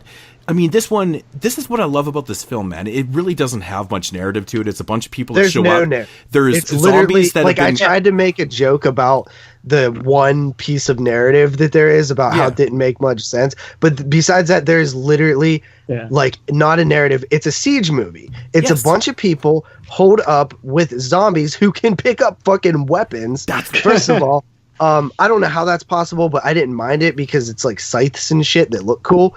And I think. And how the fuck are they throwing them through the top window? It's like they're fucking climbing and shit, and they're fucking. Dude, this lady gets her fucking head chopped off from the top balcony. Like, what the fuck's we just going assume on? in this rules of zombies that they can use weaponry and climb and kind of move a little bit. But they're fucking That's the beauty apart. of this movie, man. That's the beauty of this movie. Stupid. That's the beauty of this movie, though. You have to realize that a lot of zombie films follow this mythology that's very, very similar. Bianchi took that and kind of threw it out the window. He threw it out the fucking window here. He gave the zombies personalities and a little bit of brains, essentially, because there's scenes where they're using a battering ram to like get through a door. They're decapitating the fucking maid with a Sith, and I'm like, this is crazy. I typically do not love when but it's melodic. When movies it's melodic. It's nice. I like it. What are you saying? It's what? It's very melodic in the way they do it. I love the way the zombies are in this film. They're still the slow-moving zombies. They're kind of brain-dead and stuff. Yeah, okay, so it has a melodic approach with brains. I like it. I typically hate when zombies use weapons. I don't really like it at all. Unless it seems like it's not based on intelligence so much as just like they're kind of wandering, and if something kind of is in their way, they're not gonna like think, oh, tool shed, let me go get the fucking scythe out of the tool shed. Like, to me, that's it's just like it's opportunity. Just like it's opportunistic. Yeah, it's opportunity. Yeah, that's like then I'm kind of more okay with it. Yes, because it seems like it's the natural, instinctual things that they're doing. That's exactly to get the kill. And it's not necessarily that they're intelligent. I think what I was confused about was like, where the fuck did they all come from? Like, is it they buried came from the fucking... There's a tomb underneath. Dude, they came from the crypt. That's explained in the opening scene. All these bodies are fucking in the crypt? It's a crypt? Why not? Yes. That's literally what it is. Why not? It's a crypt. It's where there could be 100 of them in there. It's literally what it is. Remember, you only get as far deep into the crypt as what the professor gets at the beginning. Yeah, it could be like goddamn Paris or whatever. Yeah, look how far you don't know catacombs. Yeah, this is a new discovery, man. Yeah, man. But anyway, so all right, as soon as this movie started, I was like, oh god, because like there was this scene where this character was running, and it like there was an edit that sucked so bad where like it actually like came back or something. I was like, what the hell? Yeah, dude. Like I forget exactly what it was, but then all of a sudden something magical happened, and I just got this amazing atmosphere, this creepy. Like I just started picturing if I was just flipping through the channels as a child and I seen this film. It looks like a movie that's already in its third act, right? That's what this movie feels like. It's like all the story has been told already. There's these characters here, and they're fighting for survival against these zombies that look very good, in my opinion. They're like they're amazing. The dirty, like dusty looking zombies, not the gooey ones that you get in most zombie films, which I love those too, don't get me wrong. But like I kind of like the Fulci style zombies a little bit, where they're like rotted looking, where they're like almost to where they're like there's no liquid inside of them that much. It's more just like a dried out look, like what it would be when you were underground. Right, but wasn't there fucking like chicken noodle soup coming out of them when she was stabbing them? But I mean, I'm saying that they're main features. Yeah, the Dead for Centuries look. I'm a huge fan of that one myself. Yeah. I love it, man. And so I honestly think if you look at this film like it's and I actually posted this. This was the film I was referencing the other day when I posted. I don't know how to rate this movie. I knew you were. It's pretty atrocious in terms of like a lot of its technical things, like editing, just most of the acting, dialogue, writing, most of that stuff is just not. Dude, I think the worst is the fucking girl who gets her foot trapped in the fucking bear trap. Like she is like absolutely fucking horrendously overacting to like level 11. There was something dumb about that too. I can't remember what it was, but there was something. There's a bear trap on the middle of the ground. Yes, that's what it was. No, it's not just that, but it's how long the scene went on for, and the fact that they didn't get her out, and like he kept going to find things and stuff. The fact that she stepped into a bear trap in the middle of the middle of a house. That scene always bugged me because it went on for like 5, 7, 8 minutes or whatever, and the guy keeps going and grabbing shit. He's trying to figure this out and stuff. Because he's still in shock that they found a bear trap on the grounds. Yeah, well, the second they get her out, that's when the zombies show up. It was one of those type of scenes, but it went on too long for its own good, for sure. But I like the slower pace of of like watching the zombie rise out of the ground and the worms and stuff, which is good atmosphere. It adds to the atmosphere. Yeah, it's good worm placement because they're spread out and they're not all bunched up in the eye socket. That's bad worm placement. Okay. So he learned something from Fulci's mistakes, obviously. So basically, I really like this movie. I think that it's limited in its actual story, but this is a great movie to watch and just kind of zone out and just purely take in the visuals. There's really no dialogue. There's nothing that you have to think about, and it can almost be a silent film, honestly. You know what I mean? It's that type of movie. There could be no dialogue in it. You can mute it out completely. That's like Ernest Scared Stupid, bro. Just have the atmosphere. Seriously, Ernest Scared Stupid. You put that shit on mute, you could follow the whole fucking movie. There's great, gore and effects and stuff in it. I honestly think it's a really, really fun watch. Man, one thing I love about this movie is the pacing. It gets right into the zombies. What, 2 minutes after? 2 minutes after the. That's fucking what I people. said. It's like they skipped the entire first and second act and just it's amazing. The third act. Oh, I 100% wanted to. I agree with you, man. It's like a third act the whole film. It's fantastic. Yeah. But like, there's so many funny moments in this film. One of the guys, there's one, he comes up with this brilliant idea where he's like, well, we'll just let them inside because maybe they're not after us. Maybe they're after something else. Yeah. He says that. And I'm like, I actually paused the movie and I was fucking laughing so hard. And then just like every time that scene happens, I watch this, I just lose my shit, man. It's like, are you kidding me? They're trying to kill you. It's ridiculous, man. But, yeah, man, lots of funny ass moments. The characters didn't do the smartest things either. But another thing I love. They're like, "Ooh, I'm gonna send this girl down a dark corridor with only a candle when there's fucking zombies all around." Like, that's a good idea. What a bunch of fucking dickheads. Mm-hmm. Yeah, man, this movie has, like you said, it has a great atmosphere throughout the whole thing, man. And I just love how there's no character development whatsoever. We don't need to care about these characters because they're put into a situation that it's just... They all die anyway. It's about survival, right? We don't need to know anything about them. We have these ridiculous subplots with Michael and his mom and stuff, which I still think is one of the most odd things ever in cinema. That this was even put into a film. Very odd because it's like...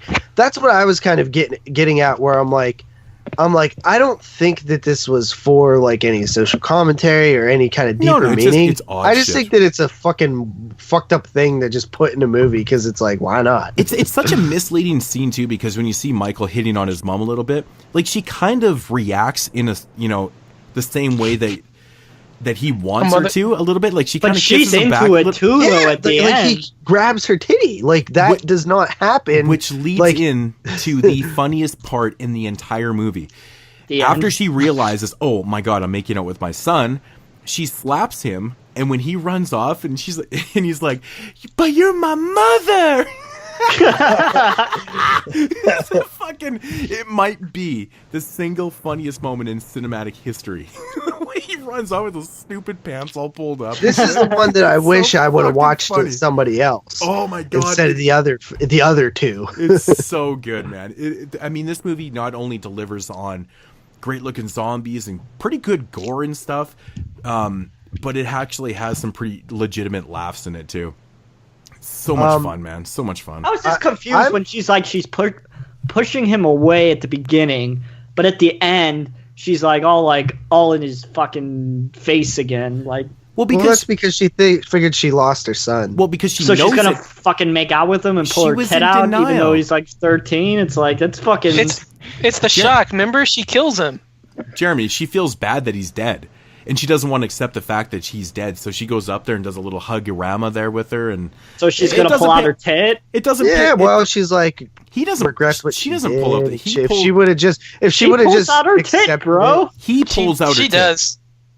She does. She does. But I think she's like trying to Oh, maybe she does. Yeah, but whatever. But yeah, because she says. I think they still do the feeding thing. Yeah. Remember, she's got him pressed up against, and she says, "Just the way you liked it." Remember? Yeah. He was one of those man babies where he's breastfed until the day he turned into a zombie. We don't know that he wasn't. But yeah, adding to the oddness. Maybe that's why she didn't react all negatively at first when he grabbed her titty. Well, of course. Yeah, I mean, he was just looking for a little bit of a treat, you know. You mofos are fucking overthinking this shit. There's not much to read in there, man. He was hungry. Yeah, for her nipple. So, and when when he fucking bites that shit off, I just lost my shit, bro. Yeah, it looks fucking ridiculous. It looks like it's fucking like gum, like freaking stretching out and like fucking back together. Like it like stretches so far when he's biting it off. Who's reading too far into it? Come on, man! He's biting off a nipple. It's awesome. Let's hit a rating if you guys UFC's on, bro. Come on. Okay, JP. Well, you have more to say, Jeremy? JP. No, I'm being serious. Like, if we have more to... I'm not trying to... I want JP to go first with the rating here, considering I knew exactly what his post was, hence my laughing emoji that I did on it. I want you to rate this one first. I want to see where you're coming in. All right, so I checked this out on Shudder, and it's a movie that I'm for sure going to put in the collection. I actually like zombie movies that are like this. Like, I think transfer. That's unfortunate, but I think that when it comes to zombie movies, I like them one of two ways. Either I like them George Romero style, about the characters needing. It seems like there's an 88 films version of this film as well. So I like the Romero style, but I also just like the Fulci style, where it's more just like it's not really about the narrative. It's more about the just carnage and atmosphere and the zombies themselves, which I like both of those. They're really cool. When I pop this thing in or press play on my streaming device, I was expecting this movie to suck dick, honestly. Like, from the first scene, I was like, oh, God. You know what I mean? And it really surprised me because I 100% enjoyed this movie. I think that it's a good movie. I really do. Like, I know that there's bad qualities to it, but a movie is not just based on stuff like, you know, acting and storytelling and things like that. It's also based on atmosphere and gore and special effects and mood and the way that it makes you feel. And this movie definitely made me feel something. And I think all the time when I say that that's probably what I look for most in a movie is how did it make me feel? And this is actually a movie that I thought about a few times after watching it, like a few days later. I just thought that it was like the perfect movie to watch late at night and just kind of take in. So I'm coming in at a 7.5 out of 10 on Burial Grounds: The Night of Terror. Man, I'm impressed, man. 'Cause I think you're starting to understand why we love Italian films so much. Well, I it's tend all those to like qualities. the ones that are actually horror over the ones that are more crime thriller giallo style. Like the next one? Yes.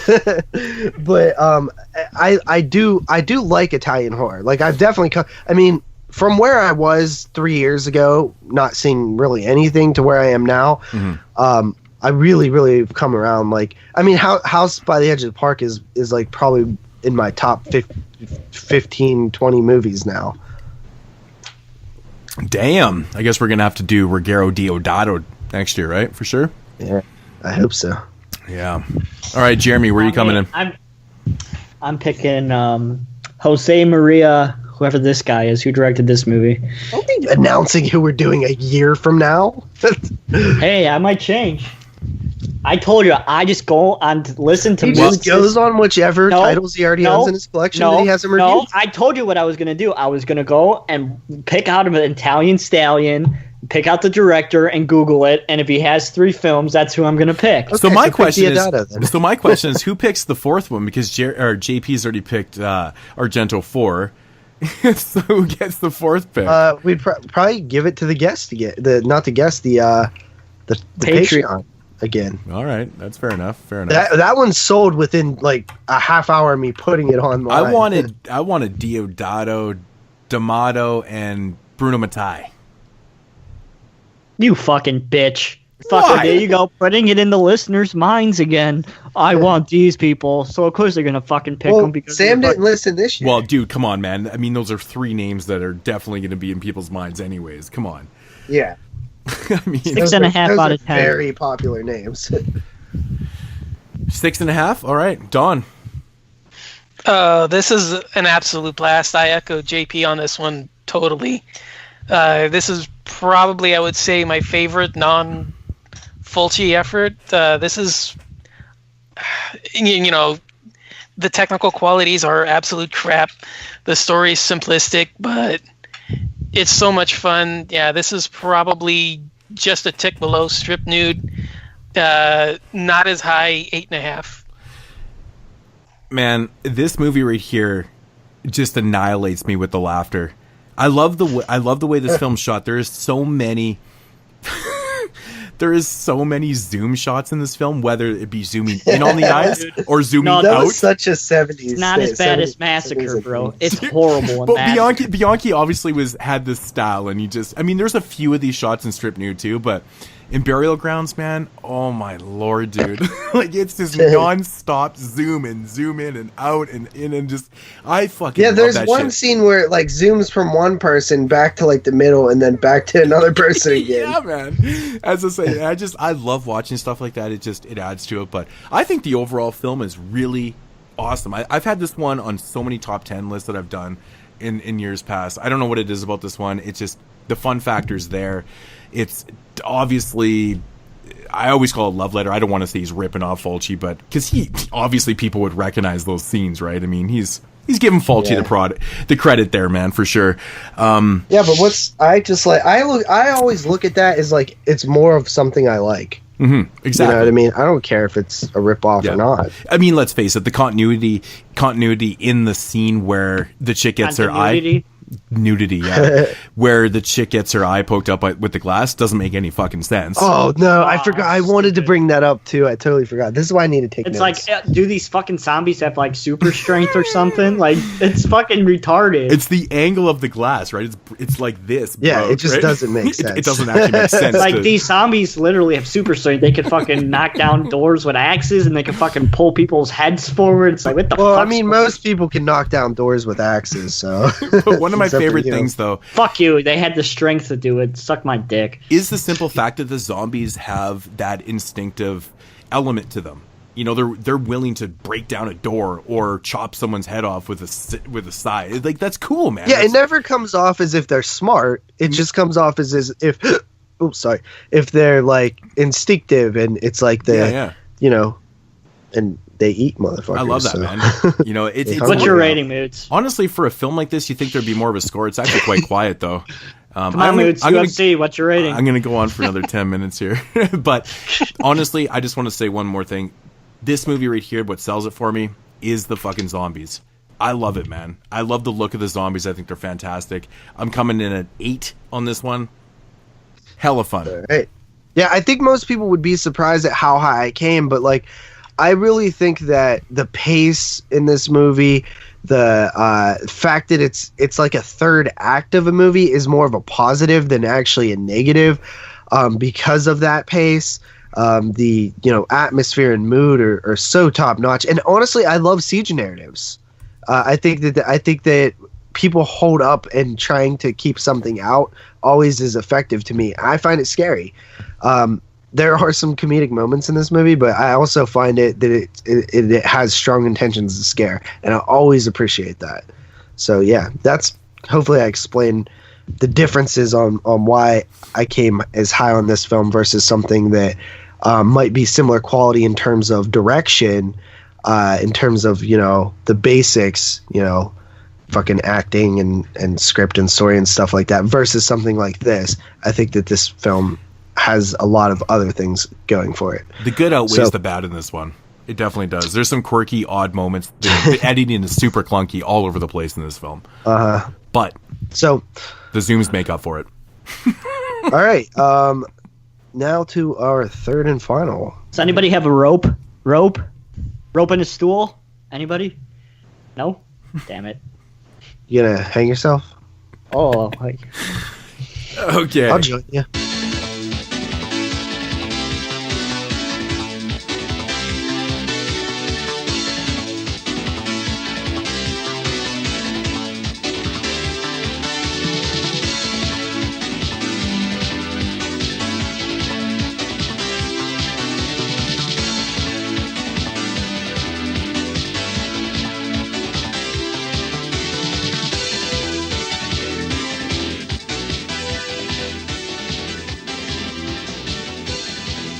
So getting into the third and final film here on week 2 of Italian Horror Month, courtesy of Andrea Bianchi. From 1989, we have a film simply titled Massacre.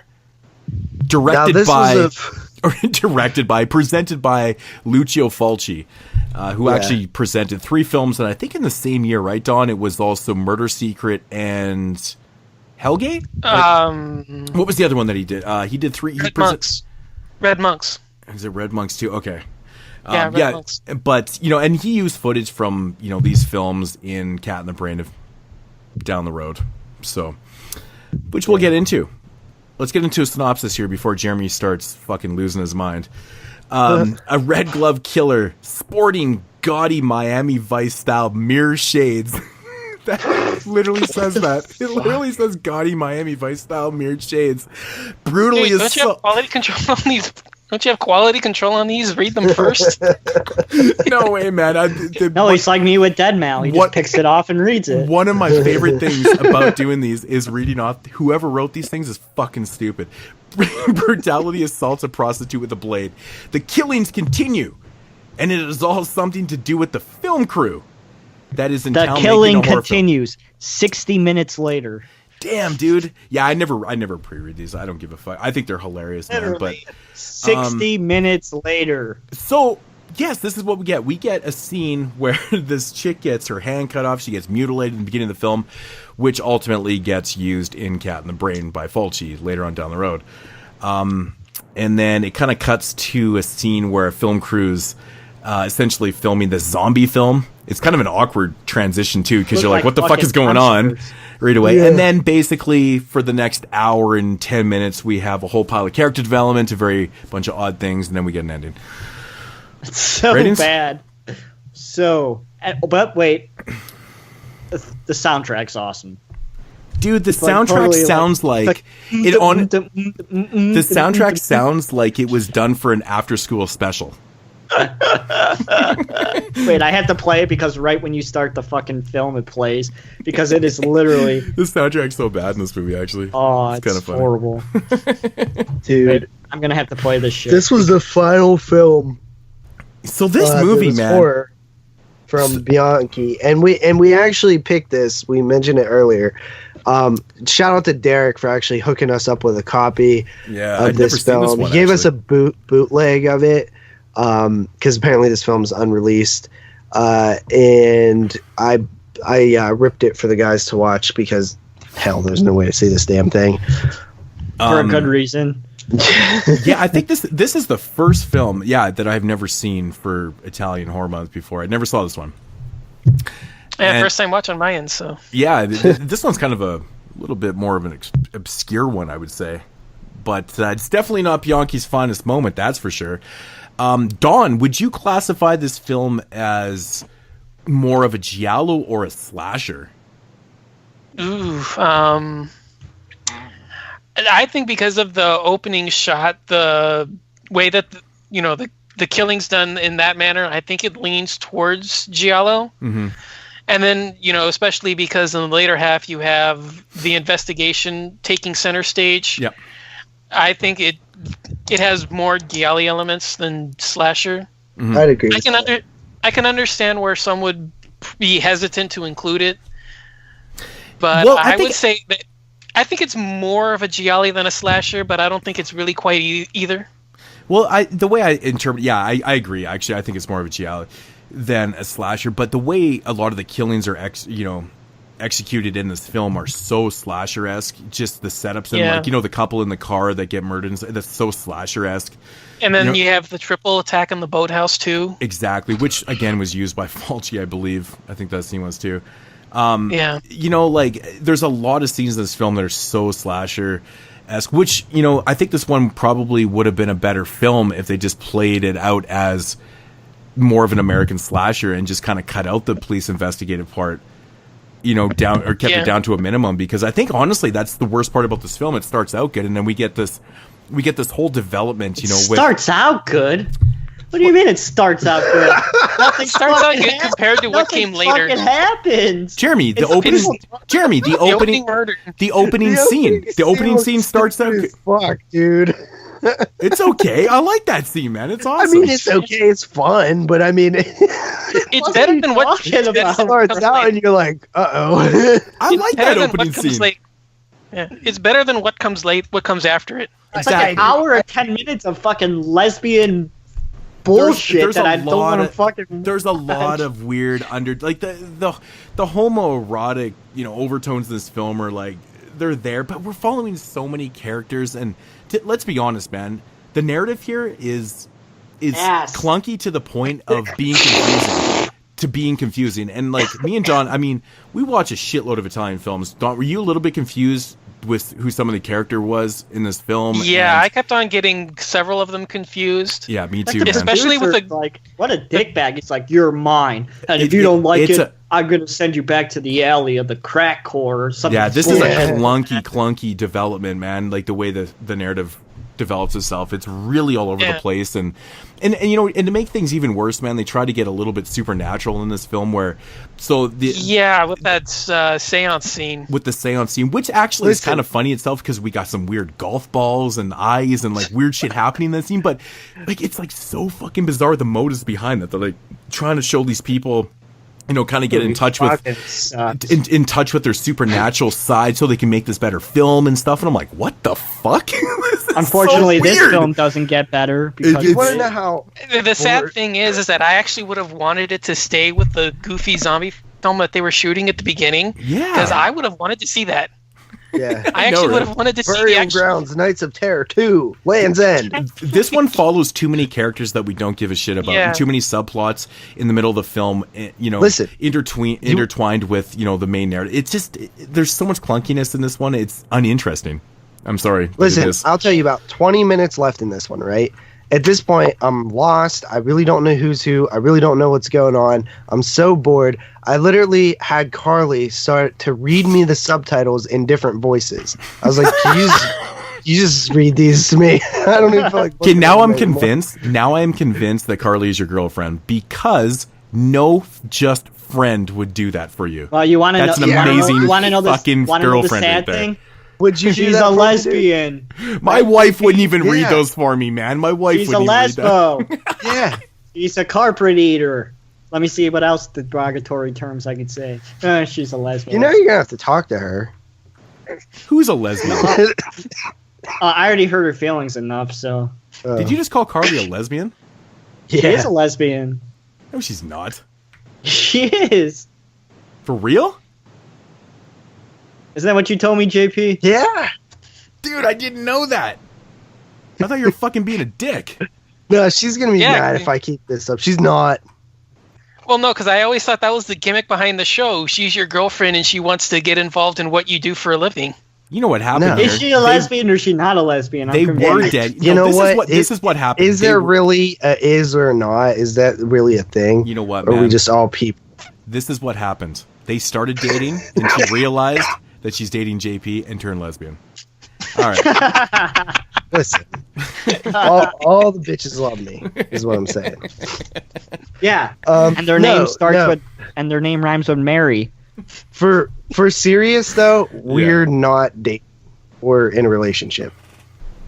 You guys aren't dating. You're in a relationship. I have no idea. We're in a relationship. We're in a relationship. Or in a relationship. We are not dating or in a relationship. So you're in a relationship. Jesus Christ, Jeremy. Are you fucking retarded right now or something? Fucking with No, we're really tight. We're good homies and stuff like that. Tight in the bed.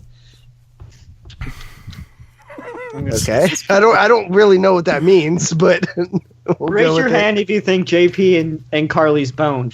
Me. Okay, getting back to Massacre. Okay, the development in this film that leads us to the reveal because of the killer. Right after the end of Strip Nude for Your Killer, Carly's like, Okay. So does this make She's like, will you be my killer? And I'll strip nude. I want to know your guys' thoughts. Jesus Christ. What are we doing here? What are we doing? Are we in a fucking podcast or what? No, we're making fun of movies for... Never mind. So explain this to me. The reveal who the killer is in this film, which I don't know why we're not revealing it right now, because no one's going to watch this movie anyways. Does the whole lead up make any sense with apparently with his motives?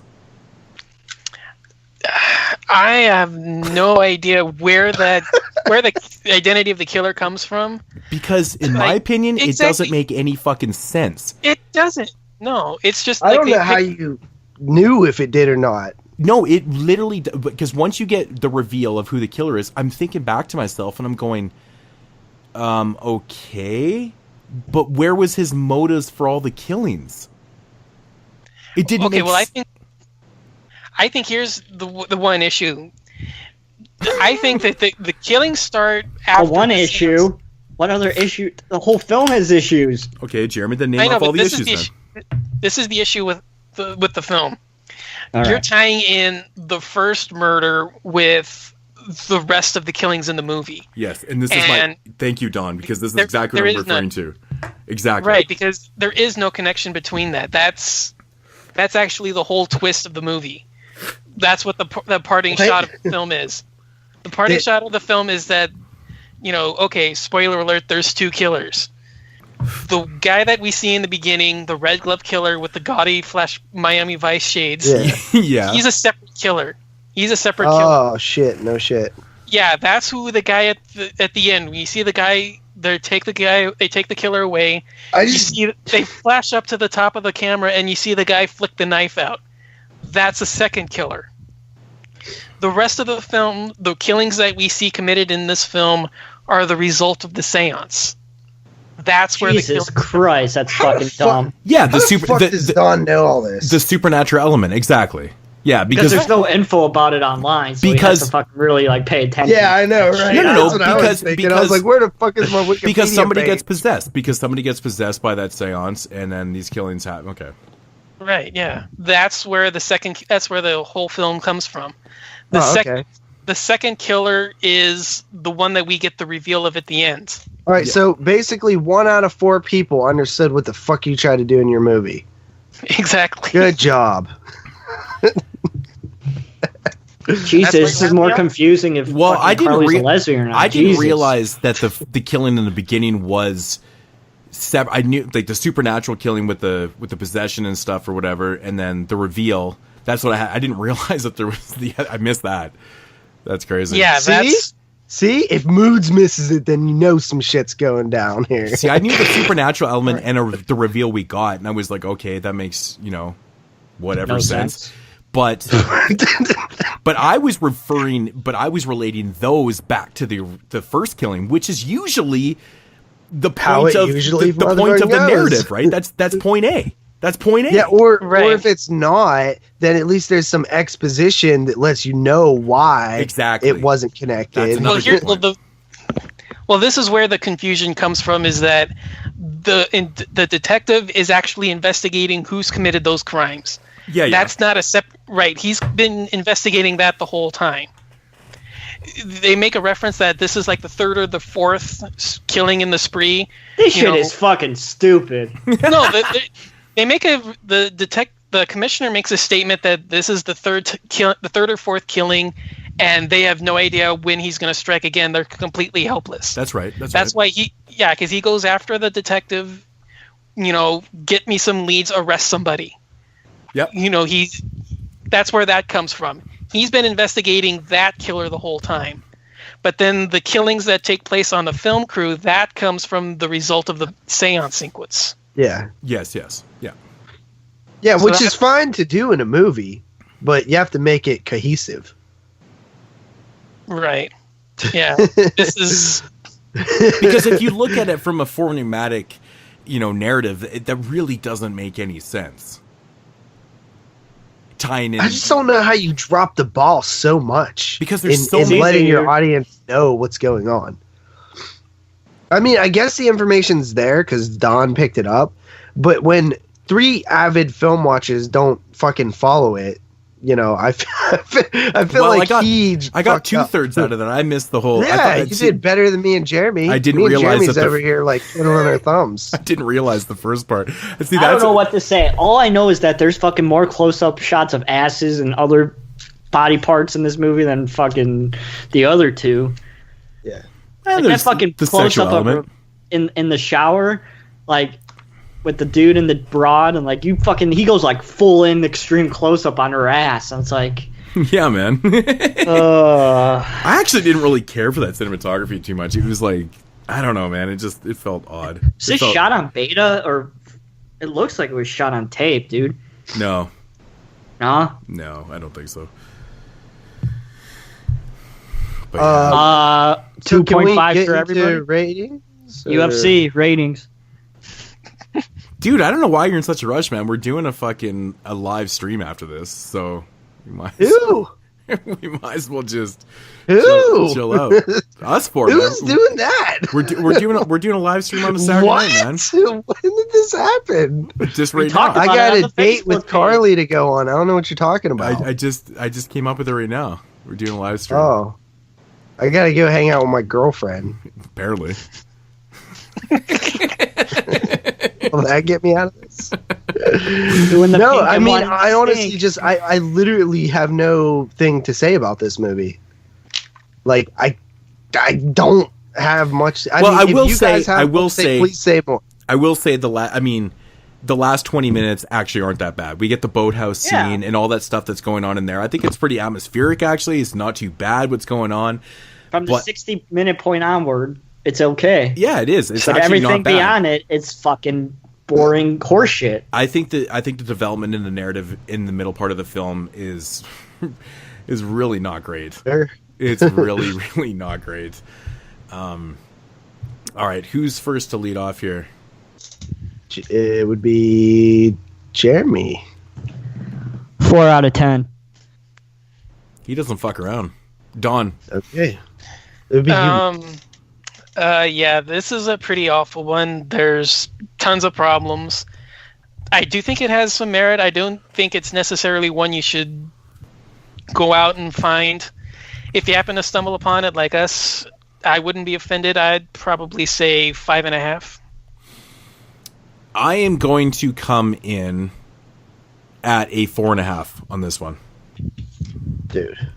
All right, so this movie did not capture any of my feels. It did not do a damn thing for me. Like, I was like nearly miserable throughout this movie.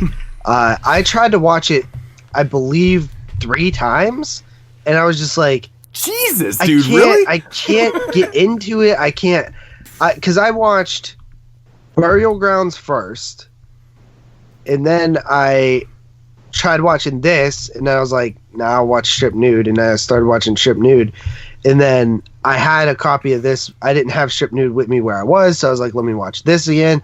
I couldn't get into it, so the third time I watched it over Carly's, I was able to finish it, and man, dude, like, this movie is just, there's nothing in it for me at all. Like, well, Carly was like, man, I want to stop having sex with you, so we might as well watch Massacre.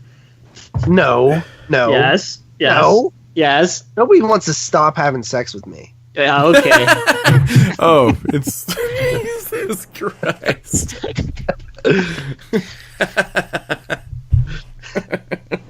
She would rather watch Massacre than fuck. No, she wouldn't. So that should say something. That is not true. Yeah, okay. Jesus, Carly's gonna hate us. Oh my god. I don't give a shit. You think if this is bad, just wait till she gets on. No, do you want me to film us having sex? She was probably one of the ones that left one of those feedbacks about you need to tone it down on the show. And he found out, so now he's really bitter. I don't know how much I give. You want to know what you care? 0.0. I'm actually shocked at how high you guys came in, man. This is a 2 out of 10. 2? 2. Oh, he's just relentless on this one. 2 out of 10. Holy shit. It's worse than Halloween Resurrection. Hey, did that at 2.5. It's the better rating than Carly gives your sex, so. No, dude, she gives like an 8.5 at least. Honestly, man, it still had the sleaze factor. It had some decent bitches in it. It had, one of my biggest problems with this film. Jeremy was in this movie. Carly's lesbian, so she wanted to see some bitches. So she's like, I want to watch Massacre. I think one of my biggest problems with this film is that this hasn't been mentioned yet, but most of the kills are off screen. This is a faulty prevents film. Faulty. I wouldn't surprise me if it's a faulty prevents. That would make more sense. And the fucking most of the kills prevented this shit from getting out. Most of the fucking kills in this film are off screen, and that's such a shame. I think there's a lot of missed opportunity in this one. You know, even if the narrative's a little bit not cohesive and it's kind of bland and shit, I think if the kills had been on screen, I think it would have kept our attention a little bit more. It probably could have brought the attention up, especially like you said. You know, you've got the triple kill in the boathouse. You know, seeing that on screen. Yeah. This should have been a hall painter, guys. Sorry. Oof. 8, 10. It's a hall of painting. It's a 10. Oh my God, Jeremy, your math is so bad. Between the three of us, that's 10.5. And it has to be under 10. It has to be a 9.5 at least. 4, that's 4, 5, 6. Yeah. Jesus Christ, it's snap math. That's snap math. Come on, dude. Anyways. All right. That is going to conclude. Man. That is going to conclude week 2. Wait! I didn't even get to talk about. I wanted to say this in the intro. I did something really cool last night. You fucked Carly? Did you masturbate? Not at first. Did you masturbate with sandpaper? Because I'm telling you, that's some good stuff. No. Okay. Listen. So I went and seen A Nightmare on Elm Street on 35mm in a theater. All right. Thank you, everybody, for listening to episode 121. With Carly. It was awesome. She doesn't like it for some reason. She's a fake Elm Street fan. What? Okay. Whoa. Hold the phone call. Yeah. She doesn't like Elm Street? She likes it, but she doesn't like see it for its greatness. Like, she's like, yeah, it's pretty good. Like 8 out of 10. I'm like, dude, this is like one of the scariest damn things I love. This is one of my favorite experiences I've ever had watching a movie in a theater. Literally, the print was so scratched. With what? Hatchet? Hatchet 4. So we had another great one. It doesn't mean he can't have another one. Am I not allowed to have 2 amazing experiences in the same year? You just said the same, like it was like the best experience. I said it was one. Hatchet is the best. This was one of the best. Mm-hmm. And then Phantasm was another one of the best. I'd say those 3 are up there. I like the Goonies too, but that's not horror. But yeah, the 35mm print was super scratchy. It depends if you're talking to Corey Feldman or not. Wait, he didn't get molested on Goonies. Yes, he did by Steven Spielberg. No, Sean Astin did. He molested him. They're the same age. I know, it's really weird. It's really weird. Anyway, so it was a great time. Afterwards, what did we do, Jeremy? Had sex. Threesome with Jerry? No. Jesus. What? Jerry's not even around me. Watch him Elm Street, man. So, okay, let me ask you something.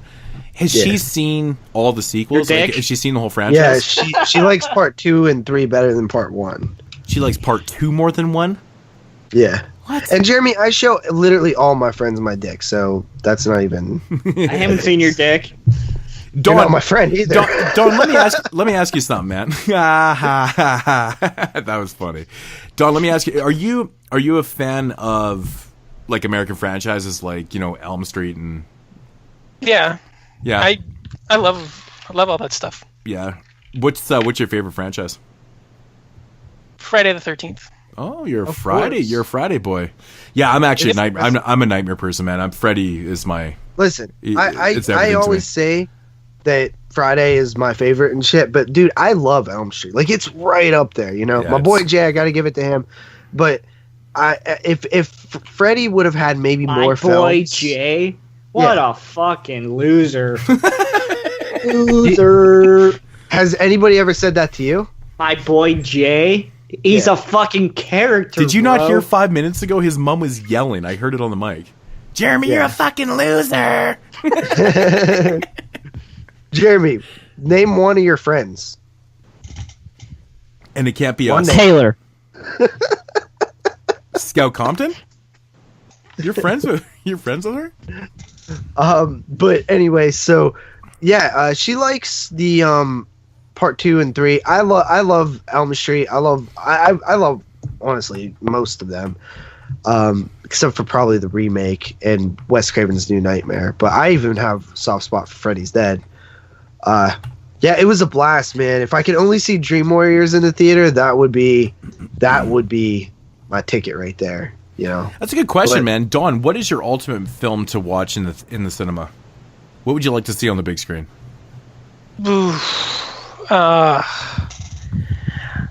I would probably have. I think it'd be a blast. Would probably go see Dead Alive. Really? Oh, that's cool, man. That's screen tier. I know mine. I think Dead Alive would be a lot of fun to go watch. The Thing 70mm. That's your number one? The Thing 70mm? Yeah. Do you even like The Thing? Yeah. He said yeah. Dude, saying that shit on He's like, man, I heard it looked really good on 70mm. That's my number one. Fucking epic, bro. Dude, I love that print of Elm Street. It had like so much scratches. Is it better than that it felt Halloween? like, oh, it's way better than Halloween. Like it didn't have any weird colors or anything. It was just really scratchy. When I saw Stone Party Massacre, it had like this pink tint to it. It looked like total asshole. It was awesome. Yeah, this was one of those prints that actually looked good and clear, but just had so many scratches. Best print I've ever seen. Serpent in the Rainbow, hands fucking down. Yeah. Yeah, that would be a cool one to see. But best looking film I've seen. So we had a lot of fun on date night, and gave it to her good afterwards. On date night, yeah. Good stuff. Good stuff. So what do you got coming up? In terms of dates? Are you going to go see Gremlins? Are you going to go see Gremlins? Maybe. I don't. You have the movie pass. What does it matter, dude? It's not a money thing. Like, you get in there for fucking $10. You gotta get a riot going on the AMC page for fucking you, dude. I know, I'm bummed about that. But, you know, I didn't expect them to actually get it because it was like, that's such a... I can't imagine them putting that poster in the lobby. Like, especially what they do try to keep it family friendly. They're a huge chain, obviously, AMC, you know. But it's unfortunate. But I'll call them and yell at them. Yeah. Be like, can I have the showtimes for Silent Night Deadly Night on December 25th? Oh, sir, we don't have that. But this Mexican told me he was going to play. Yeah. Somebody actually commented on it. It was like, I was surprised. I thought Silent Night Deadly Night won. Fuck. God damn it. They're playing Stand By Me. Oh, that's pretty cool. You know what, man? I actually saw that movie in the cinema when it first came out. Yeah, and it scared the shit out of you, right? It did. Yeah, we've heard that story. Well, fuck it. Maybe Dawn hasn't. You guys are such dicks, man. Ray Brower's dead face is still terrifying to me, man. Christ, dude. I was only like 5 years old, man. It's fucked up. What kind of dad takes their fucking kid to that shit, man? Corey Feldman? I saw Saw when I was 10. Yeah, but I was 5, dude. That's a big age difference. Damn. I seen The Lion King when I was 4. Oh, nobody gives a shit. That movie's scary too, damn it. No, it's not. No, it's not. Scar's fucked up and the hyenas, and they eat him. All right. I can't believe you're talking about The Lion King. You got to go watch the fights and stuff. So, you know what? On that note... By the way, you fuckers, you know I have the fights recorded. Like, I'm not, like, missing... But we're doing a live stream after this, right? Yeah, we're doing a live stream. I don't know what the fuck I'm doing a rush for. Hip-Hop Witch? I'd do that shit. No, not the hip-hop witch, man. We're just going to fucking sit here and bullshit. I can live stream. It's not like I can't watch the fights while live streaming. I'll do that shit. But yeah. I'm just saying that... Get it out of the way. I'm just saying that... We're halfway done. I do my outro now. We're halfway done with Italian Horror Month. It's already halfway over. I know, man. It's actually kind of bumming me out a little bit. Yeah. Already halfway done, but Jeremy's like, not me. First, I never want to first up, before Jeremy gets into his shitty ass outro, I want to thank Dawn for coming on the show. You know what, man? You did great, dude. You're welcome back. Thanks for having me, guys. And even though this was kind of a very unconventional show, we actually skipped a lot of our normal segments. We didn't do what we watched. We didn't box office. There was a few things we didn't do. That sucks because I did an Italian month just to prepare for you guys. See, I told you he would have been fine with what we watched. Well, I don't know. Right? Shit. But this is good, though, man. We kept it. But now we do know. But we do know. But you know what, Dawn? But it doesn't matter. Welcome back anytime. Would you be willing to come back on the show sometime? Absolutely, man. Say the word, I'll be there. Did you have fun, or do you find us obnoxious and annoying? Not just Jeremy. I'm still here, so what do you think? This episode is really bad on the annoying scale on my part, I have to say. Like, I know I'm going to get so much shit for this episode for being fucking annoying. I just know it's going to... Carly's probably going to be upset with you. I'll say this, Jeremy. I'm still here, so let's just say that. I'm still here. All right. I was super bad. You know what's fucked up is Carly could probably beat your ass. Probably. A fly could beat my ass. It's not... At least he admits it, though. That's good. It's very noble. It's noble. Yeah. Anybody could beat my ass. It's not like it's a fucking shocker. Shocker. All right. Thank you, everybody, for listening to episode 121 of the 22 Shots of Moodz and Horror Podcast. As always, if you want to follow the man Moodz himself, you can do so at youtube.com/Moodz616. Oh, dude. Make sure you give Don a chance to plug his show. Shut up. I'm going to fucking do it, bro. just making sure. You're really bad at the intro, so I like to help you out. You don't even know what I was going to say. I had a fucking joke lined up and everything, and you fucking ruined it. If you want to follow that no good fucking douchebag JP, you can do so at youtube.com/ScottJ. And as always, you can follow me on my channel at youtube.com/NESRuler22. And if you want to follow Don's podcast, what the fuck's the name of it? Horror Mafia. I'm just kidding. I'm just kidding. That was my joke. No, he legitimately forgot what it was. No. Yeah, he's like, I had it all prepared and everything, damn it. Or check him out on the Horror Feeling Network. You should be on there anyway. Fuck, now I'm off my flow. And you ain't got no flow to be off of it. If you have any questions, you can leave us an email at 22shotsofmoodsandhorror at gmail.com. That's 22shotsofmoods and the horror at gmail.com. And so as you can leave us a voicemail, but according to the questionnaire, nobody cares. 724-426-6665.